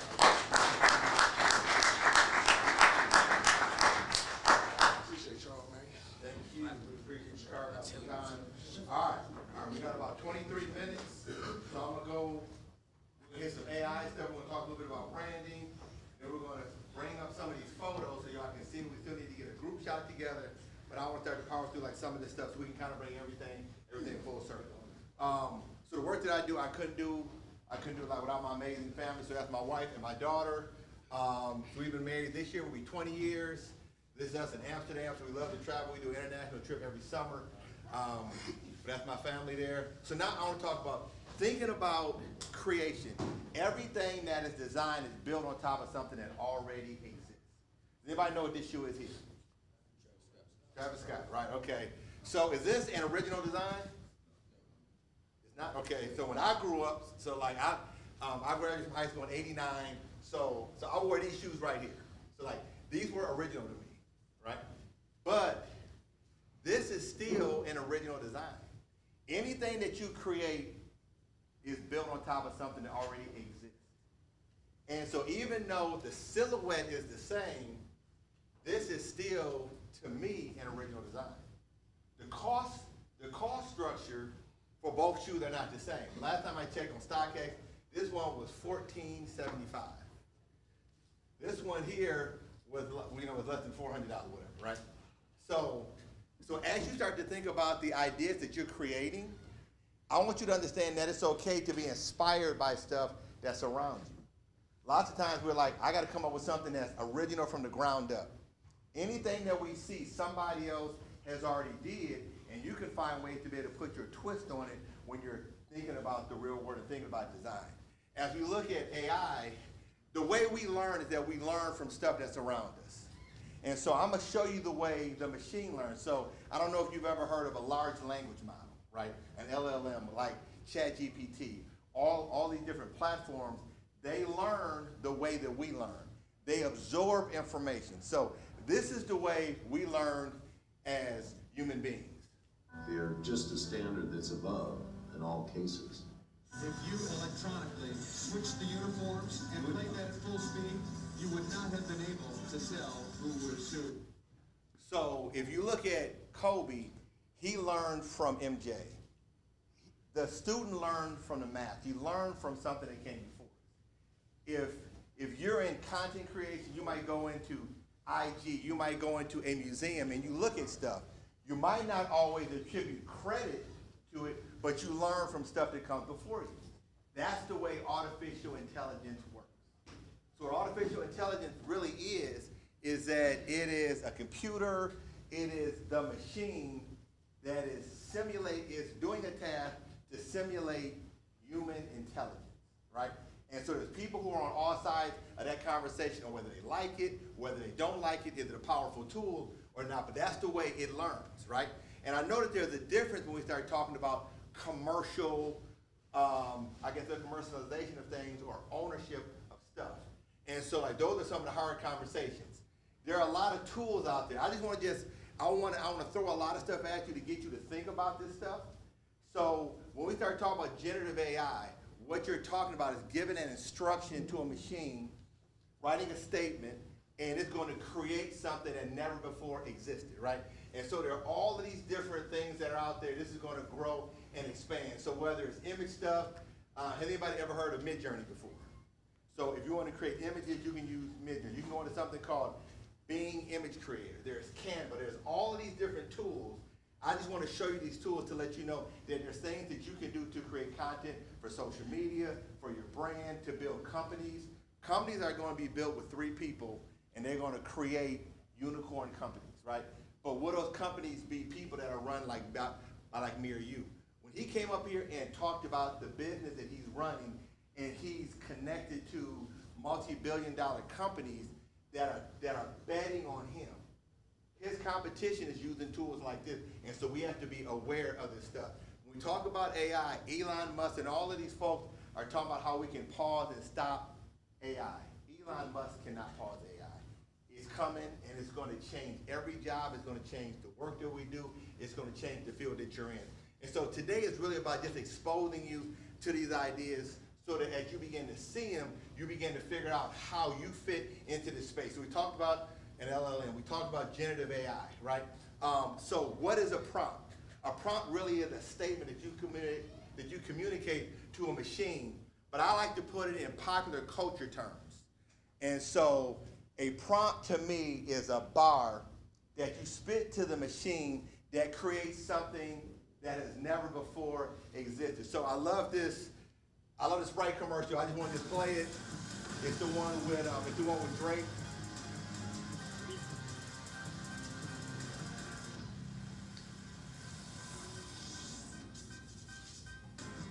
Last name ever, first name greatest. Like a sprained ankle, boy, ain't nothing to play with. Started off.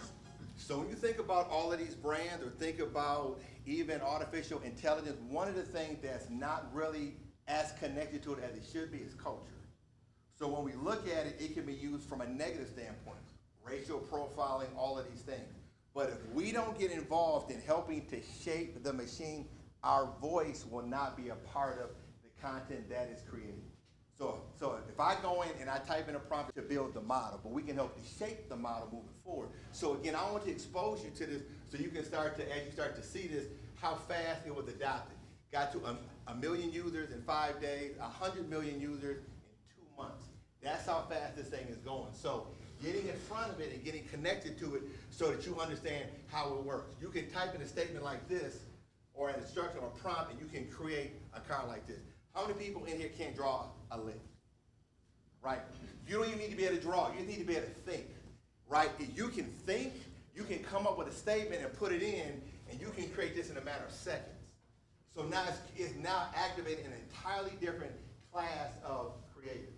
So even in the social stuff that you have, you could even build in stuff like this that could augment the stuff that you're doing, right?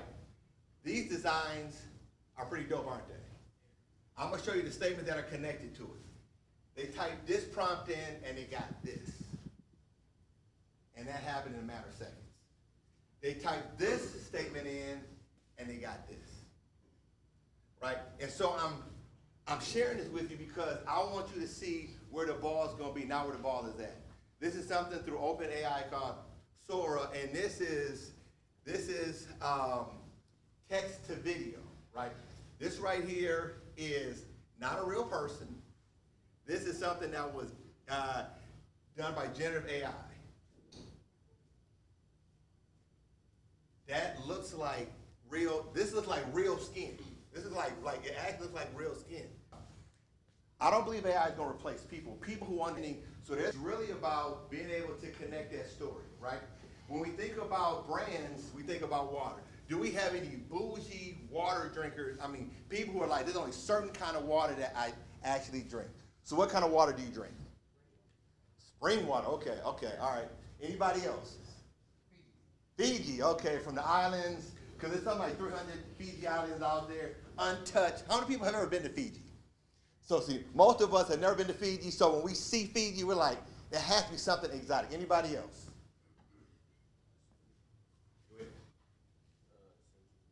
Okay, what? Essential, okay, all right. So my daughter goes to Covington in Birmingham, and I'll never forget, she was like in the 3rd grade. And so when I was in school, my mother would give me $1.25, and I would go to school, and that was for lunch, right? So now kids don't get money, there's money on a card. So the first week, she's in 3rd grade, she came back, and she had spent like $30, and we were packing a lunch every day. Which I was like, what are you spending money on? She was buying smoothie, essential water, like the whole dynamic of this stuff had changed, and I'm like, but she saw that at the house. All right, anybody else drink any kind of special water? What? Wakia. Okay, what is that? It's in a blue bottle. Okay, a blue bottle. Okay, all right. So like I grew up on tap water, and so I don't know. All of us grew up on tap water. None of us have brain damage. Like we all, so we're all alive. Like we're all living. Yes, the water hose, right? So, but if you look at these and look at this water, it's a basic product. But what is different about how this stuff is packaged? Now this is Voss, right? So that means, so Calvin Klein designed that bottle. It's a heavy bottle, it's made out of glass. Then you have the crunchy bottle down here. Some people love the crunchy bottle stuff. That's what we had here today. So all of these things. But think about your story. If everybody is water, how do you package and differentiate yourself so you're not just a commodity? The world wants to make you a commodity. They want to put you into this box, and they want you to be like everybody else. When you think about developing your brand and positioning yourself, it is your job. Everything in life is negotiated. Every deal. If you talk to somebody, it's a negotiation. If it's an opportunity you get from a job standpoint, even if it's playing time or going to a school, everything in life is negotiated. Everybody that came up here today talked about negotiation. You don't just accept the first deal, right? Or you always think about what are the other things that are connected to. So again, at the end of the day, brand is the expectation, it's the memory, it's the stories that's connected to it. It's how you shake somebody's hand. It's how you interact with people. It's how you respect people. It's how you want people to respect you based upon what you wear and how you command respect based upon all the things that you do, right? Life is about decisions, but what it does is that it drives the consumer in terms of what they're willing to pay and communicate for stuff, right? I want you to know that every single person has a genius on the inside of them. But it's up to you to unlock that genius and to be able to create the opportunities that are for you, right? And so everybody doesn't get paid the same amount as a coach. Everybody doesn't get the same opportunity with their first job out of school. But again, you have a genius, but you have to figure out what is that area of genius, right? And be able to unlock it. I talked to Seth Godin, one of the foremost marketing authorities on the planet, and he said the average person operates in their genius for like 5 minutes a day. And so when you think about that, there's all kinds of stuff that we spend time on, but what are we going to be known at the end of life? Nobody at the end of life says, you know what, I wish I would have worked more. But we think about the experiences and the things that we do to change the world. And at the end of the day, I don't want you to only be defined as an athlete, or only be defined as a student. How do you take that platform and turn it into something where you can change the world? You can put a dent in the universe, right? And so at the end of the day, all this coming together and the conversations that me and Daryl had, man, he cares about y'all. He's calling and texting me. It's 9, 10, 11 o'clock at night because he wants to expose you and to create opportunity so that you can 100x what he's doing, 100x what I'm doing. All of these coaches are doing the same thing so you can create the opportunity that you want. right? As we come to a close here, I want to just hit a couple more things. So we talked about genius, talked about the social stuff, talked about telling your story, being consistent. So when you're doing your stuff, I want you to think about what this looks like. You can use tools like ChatGPT to help you to craft content if writing is not your thing, or for grammar. Having stuff that's spelled correctly is important. All of those things are communicating something about you, how you are, the style you have, all of those things. What you're linking them to. Are you linking them to something that can bring them into your ecosystem, that has more information about you? That becomes important. We talked about that part. We looked at that already. We talked about NIL. This young lady here got a Nike deal. She's 13. How many people in this room are older than 13? Okay, so she's 13. 13 years old. Why can't there be somebody in this room? It can be.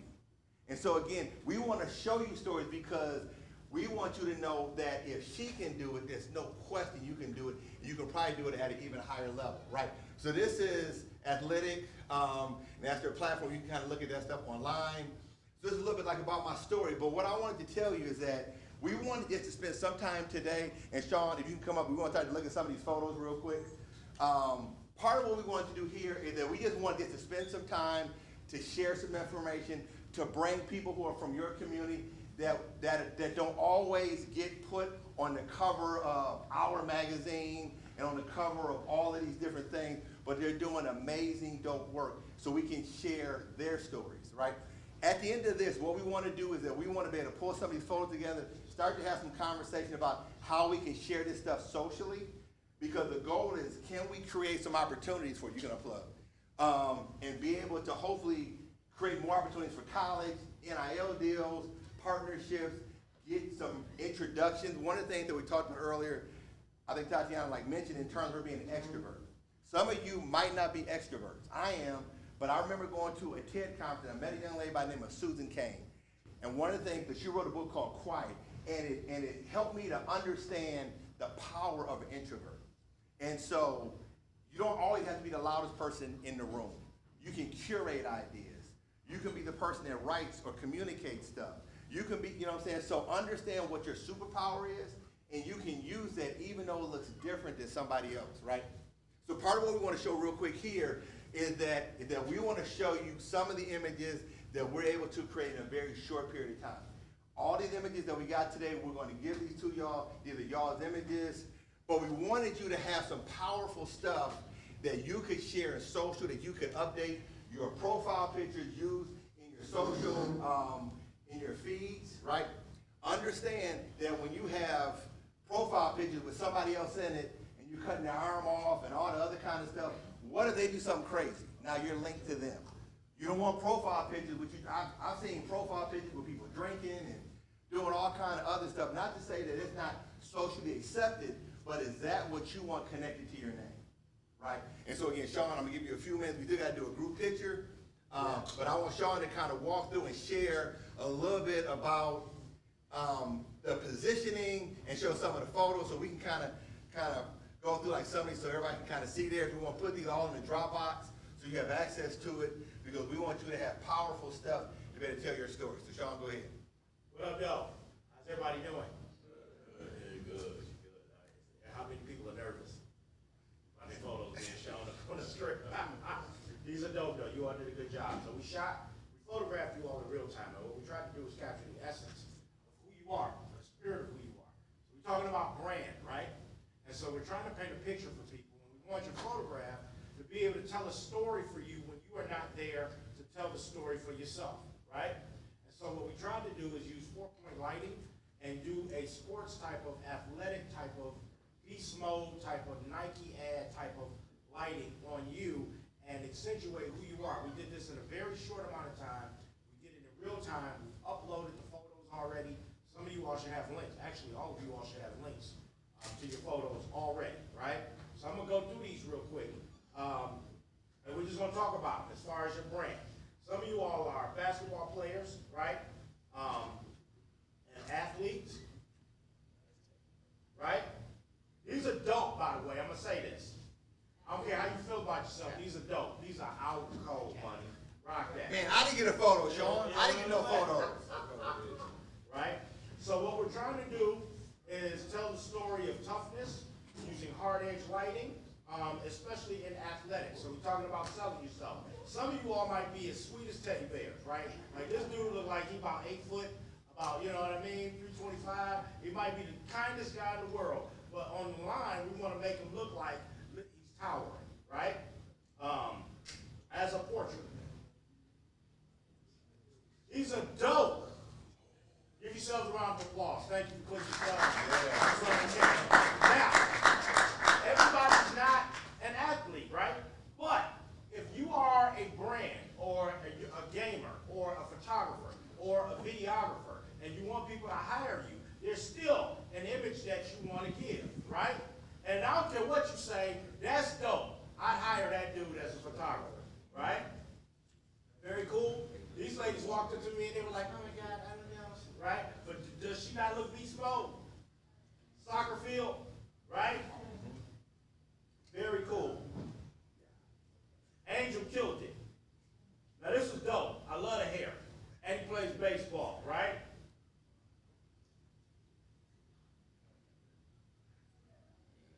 Munch.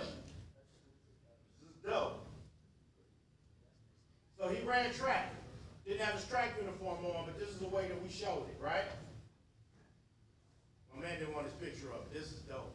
Where you at, bro? Now he's a gamer. This out. I don't care what you say. This is out cold, right? This is tell the story of esports. But this want to be the image that you see. Is this a gaming computer? Asus wants you on the ad right now. You feel me? Right? So these are the stories that we want to tell. Now, I don't know, some of y'all might catch the bus every day, right? Stop at the gas station, get you some Nihilators or whatever it is that you get, some hot Cheetos, right? But these photos tell the story that you're ready for next level. So think about that when you are getting ready to do, here's the deal. Most people do all of the work, all of the foundational work, and they forget about the imagery, and they do not invest in the imagery, right? But the imagery tells the story of the preparation that you have done. Don't skimp on it. Does that make sense? Don't skimp on it, because you're not going to be able to talk to millions of people, but your image. Rock that. And that's all 20 of you all. I don't know how much time we got, Howard. You got a couple more minutes, because we think I We got a couple more minutes. So here's a break dancer, right? Doing what they do. Does that make sense? This is a kid who's game prep.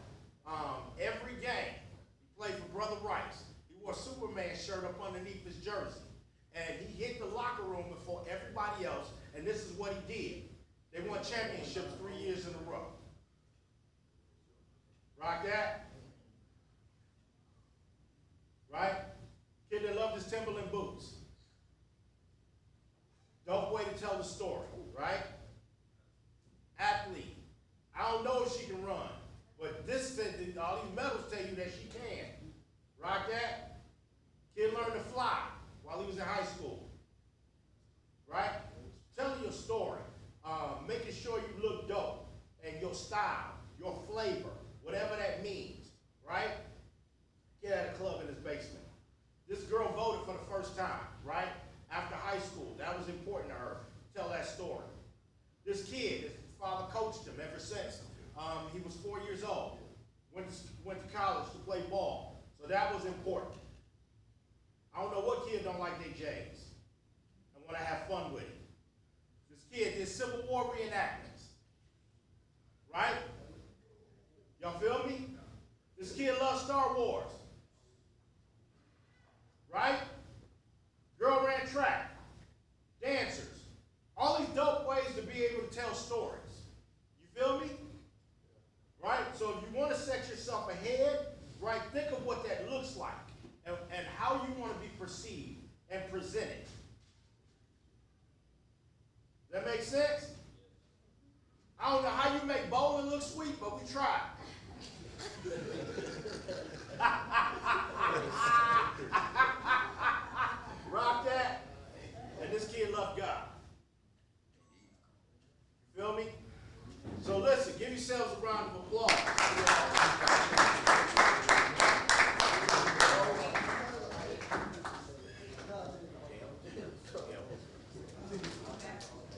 So I have a quick question for y'all. So I'd like to get your feedback on the photo. What do y'all think? All right. So we're gonna make sure, if you don't have it, we're gonna make sure we get the links to you. We're also gonna have a conversation of how we can start to socialize like some of this stuff, Yep. and hopefully create kind of a movement behind it, Yep. and maybe get some media to kind of tell some of the stories that are in this room, because now we can add some context to the people who are actually in the room. So before we go, I know we need to do a group photo. I think we're gonna do that outside, but I'm gonna bring Daryl back up. Yeah, so if you guys can kind of like grab a seat right quick. I'll be very brief and short.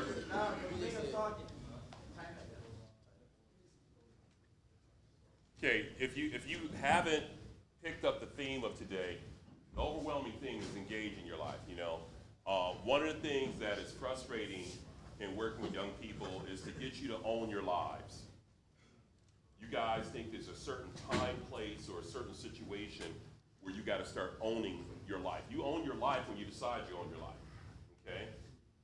Those who know my background know things happened for me very early in life. Graduating early, entering my career early, selling my first company early. You gotta own your life, okay? And what helped me own my life was I grew up extremely poor. That was my why.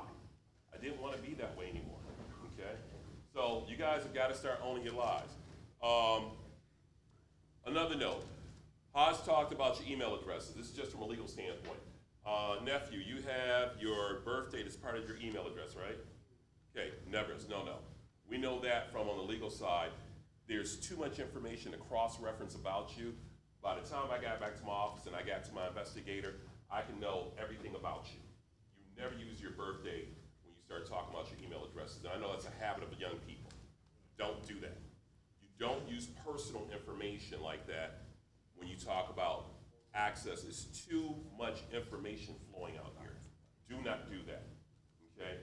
As much as you guys tease me and call me 1G because I won't update my phone, I got access to some of those brilliant tech people in the world. And we can hack anything you got, okay? So don't do that, please. It's too easy to find out things about you. Protect your image. Think first. Once it's out there, you can't get it back, okay? One of my best players a couple of years ago, actually about a year ago, made a comment, retweeted something from Kanye that was anti-Semitic. Did he feel that way? No, he's not an anti-Semitic person. But because of the retweet, what happened? All his NIL money got frozen for about 90 days. And he was making 6 figures in NIL money, okay? First thing that they did is Harbaugh took them to the Holocaust Museum. Holocaust survivors went off on him. Old ladies just going off on this guy. And this guy had just basically helped them win the Big Ten championship, okay? Be conscious and be aware of what comes out your mouth, okay? And that wasn't his heart. It's just being young, basically, that's all. Plan A versus Plan B. You know, Makaja talked about, you know, he didn't have a Plan B, but see, there's something, I've known Makaja since he was real little. Since I think I gave you a pair of shoes when you were like, yeah, and it was just like, you know, loved him all my life. But the thing I know about Makaja, he's an intellect. So even though when he sat back and he's like, well, I didn't have a Plan B, the one thing I know about him, and I've known about him his whole life is, even as a football player playing the sport, he's an intellect, okay? So he was gonna have a Plan B no matter what. That's just it. And when you sit back and you take a look at what Tatiana's done, when I asked, well, how did you go into logistics? It's foresight. It's having that plan A, B, C, D, E, F, G. You are not an athlete. That's just something you do. For 26 years, I was an investment advisor and an investment banker. But I am not that. I'm a business person. I know how to, I'm SEAL Team 6. I'm like Tatiana. You drop me in the city, you give me 90 days, I'm making money. That's what I was trained to do, to be able to sniff out how to make money. That's what you have to become. And if you don't realize that you live in America, and the thing I love about the business I'm in, you are judged by your wallet. It is the report card to say, Are you succeeding or are you failing? And it's shallow, but it's honest. And I can respect honesty. Engage in your life, okay? Have that plan A, B, C. Be honest about where you have your deficits, okay? Some of you, I know some of your deficit is public speaking. Guess what? You can take classes to help you out. I had a speech impediment my whole life. Most people don't pick up on it, but that's why I left one high school and went to another, because I skipped English for a whole semester because I had a speech impediment, and I didn't want people to know. And then I decided to own my life, and I got help. Okay? So get involved and get engaged. You know, you also kept hearing next level, next level. It's funny because I don't know if you all really understand what next level means. Now, leverage. And Ashton talked about that, leveraging. Every single thing I do. And what's the joke that you and Kareem have about me, Zach? I know everybody around the city. I leverage. I leverage my relationships and contact. Because it's about relationships. That's how we do business. You know, it's not who you know, it's who knows you. In other words, who will actually pick up the phone and acknowledge you and act upon that phone call. Because you're going to know a lot of people, but do they know you? And trust me, you want to get to know me? The test of whether you know me or not is when you call and you need, do I take that call? That gives you how much I value you. I'm just being honest. And I love all my kids, but I'll be the first to tell you, if I don't value, I ain't taking the call. I'm not. If I value, I'm taking the call. Okay? Or if I can't get to the call, I'm returning the call. And that's just real. That's the world we live in. And this is coming from a person who loves you, don't want nothing from you. So guess how the rest of the world feels about you. Take the information you got, take it back to your locations. Teach others. You have access to Hajj, okay? You have access to Sean. You have access to me. You have, for those at WB, you got people who are there who are your coaches, and you don't realize beyond them coaching, they do other things. And they're involved in other things. Get to know them, okay? If you need to reach Makaja's family to me, let me know. You know, he will extend himself, but I'll tell you one thing, come at a price. He's gonna hold you accountable, okay? So, take ownership of your life, get engaged, your brand, who you are. This is beautiful. You know, you guys laughing at Sean, but I'm like, I've never, how do you market a gamer? This is beautiful, man. Beautiful. Honey Badger, look at you. And I can appreciate that because I was a track athlete. Last thing, what you value, and this is hard for young people, versus what they value are sometimes going to be two different things. Who's the they I'm talking about? People of the world. Everybody else. And sometimes you got to set aside what you value. You may be caught up in, well, this is the cool thing for our generation. But they're trying to help you understand this is what the market wants. And as long as it's not compromising your character, it's okay. But you have to be able to know what your goals are, go with it, okay? That's all I got. My people from Western and my people from East English Village, let me check on our transportation. We see what's up. Hajj, thank you so much. We appreciate everything you do. A couple quick things. I know we need to get this group photo, because this is our green room, our draft day photo. So I want this to be just as hard, just like we're getting drafted to the NFL this week. But I want to ask y'all just a couple quick questions. What did you get out of today? Like, was there anything that you got out of today's session? You had to leave school to come down here and be with us today. Is there anything that you got out of today's session? Okay. You learn to market yourself? Watch what you post on social media? So, okay, right here. Go ahead. Somebody got something? Okay, go ahead.